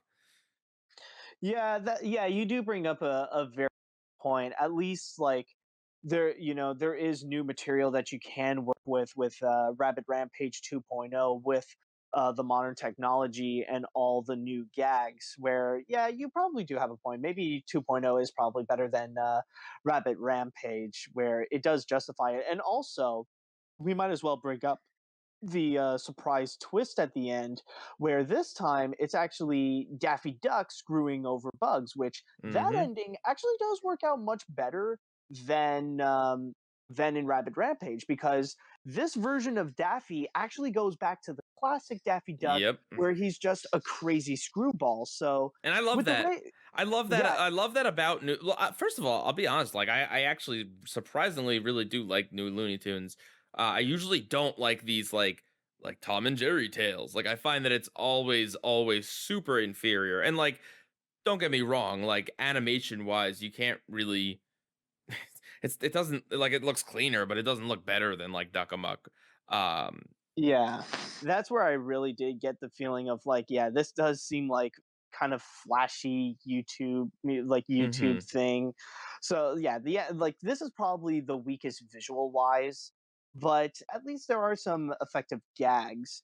And which, by the way, like just a little bit on a side note, with your comment on these revived cartoon things, like with Tom and Jerry tales and new Looney Tunes, where would you categorize the new Mickey Mouse cartoons? Oh, those are fantastic. Maybe it was just the mid 2000s that had the ones that I wasn't a fan of. No, the new Mickey Mouse ones are great. Oh, okay, okay. Yeah, I was just wondering that, but yeah, with the way that they use their characters, it does work out a little bit more than Rabbit Rampage. Not just with Daffy Duck at the end, considering that now he's they go back to the more crazy and loony Daffy Duck, where he would always screw over whoever he's facing, rather it be the really big Porky Pig or whoever is in the cartoon. But especially with Bugs Bunny, now they decided to make him a little bit more cynical, where now he's a lot more reactionary and they Hmm. play up a bit more with his emotions than you would see in something like the classic cartoons. Bugs. So it does.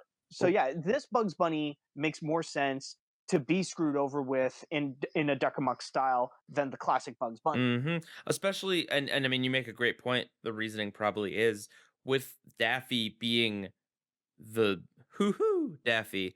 Yeah. Um, Bugs had to kind of absorb some of his characterization, and I think that I mean, in the same way that Disney kind of has tried to make Mickey have a little more of a personality lately.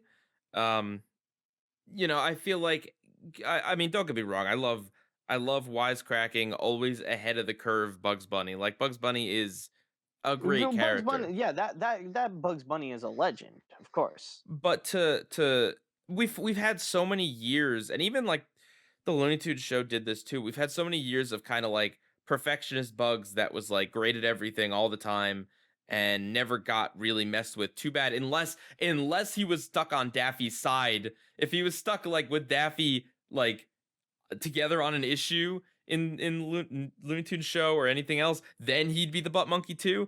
But generally speaking, he's like perfectionist, amazing, can do anything guy. It's kind of nice to see him be lowered a little bit down to where he's still wisecracking, smart aleck Bugs Bunny, but he can also play the part of the heel too. Mm-hmm. Of course. Monsters, what did you think of this? Well, first, in terms of the art style, I'll say I'm not a big fan of the digitally inked and thicker outline style. I don't know. I just think the Looney Tunes look better when they have thinner outlines. Mm-hmm. Yeah, I like the integration of the digital stuff. I mean, it's kind of obvious. I don't think it's the most clever stuff in the world, but I like that they incorporated it. Like you mentioned, the Looney Tunes Unleashed gag was really funny. And they certainly do borrow quite a few of the gags from the original Rabbit Rampage, like cutting the sound and mentioning, hey Rembrandt, and Oh, yeah. erasing the head.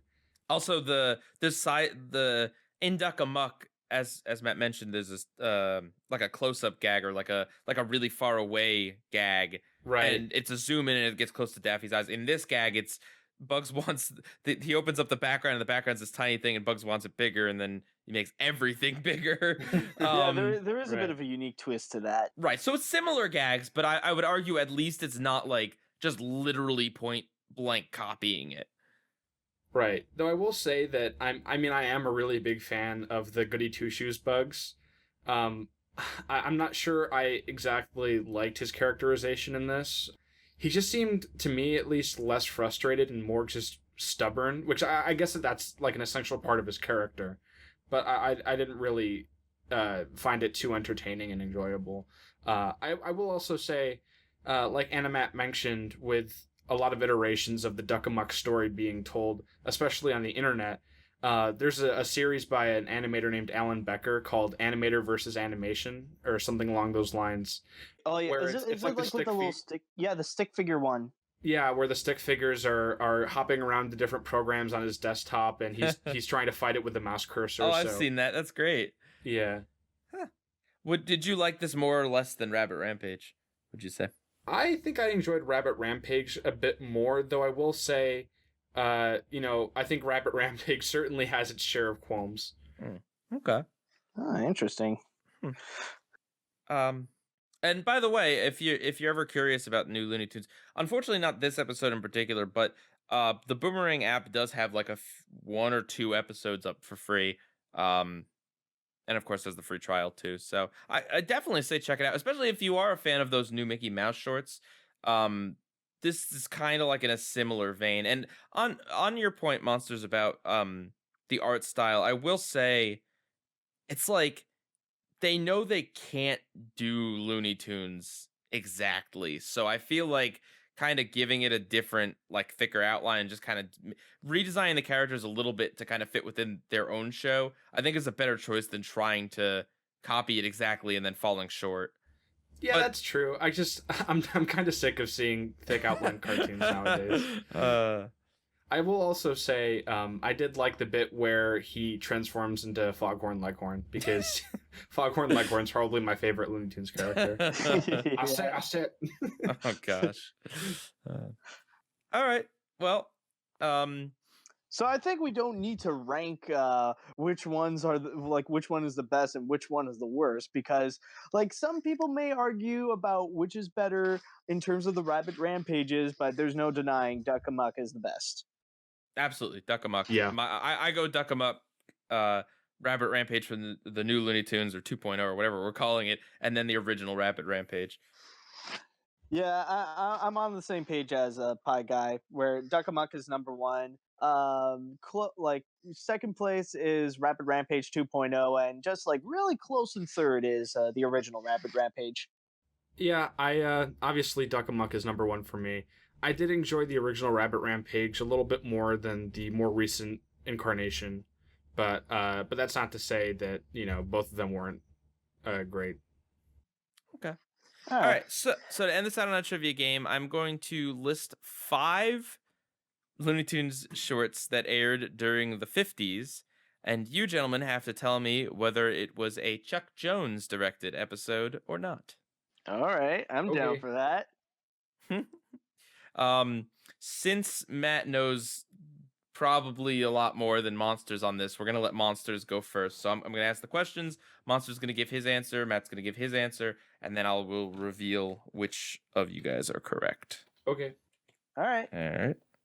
Are you ready for round 1? Yes. Yes. Okay. Well, the title of this one is Here We Go. I'll say that was a Chuck Jones directed short.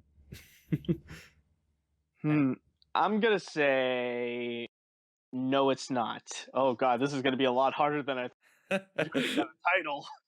Matt is correct. It was directed by Robert McKimson.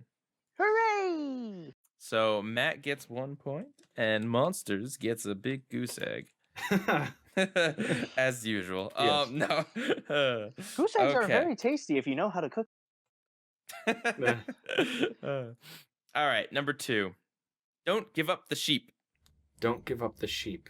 Don't give up the sheep. I won't. But I'm going to say that yet again this is a Chuck Jones directed short. Okay, and this one I am a lot more confident to say yes, it is. Yeah. Do you know what's special about this one, Matt? You are both correct. Yes, I know what it is because Don't Give Up the Sheep. This is not necessarily a Looney Tunes cartoon, but I believe from the sound of it, it seems that this is a Ralph and Sam Sheepdog cartoon. It's the first appearance of both of them. Ah, yes. Sheep in the Big City. How dare you compare those two things? Oh God. All right. So Matt is 2 for 2 and Monsters is 1 for 2. So that's not terrible. Just wait. All right. Let's see. Should I go obscure or a title that you guys probably recognize? Either Well, way, not- I won't. If I go for that one, Matt will definitely get it. All right. No barking. No barking. I could tell you it has cameos by Tweety and Mark Anthony. Mark Anthony as You should not have, because I think I know exactly which cartoon it is now. Ooh, awesome. I don't mind giving you hints. All right. Monsters. I'll say that this was Chuck Jones directed. And Matt?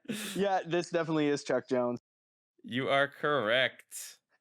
Yes, I remember. Oh my God, I remember the cartoon, and it has the it has a yellow cat that it always screws over with.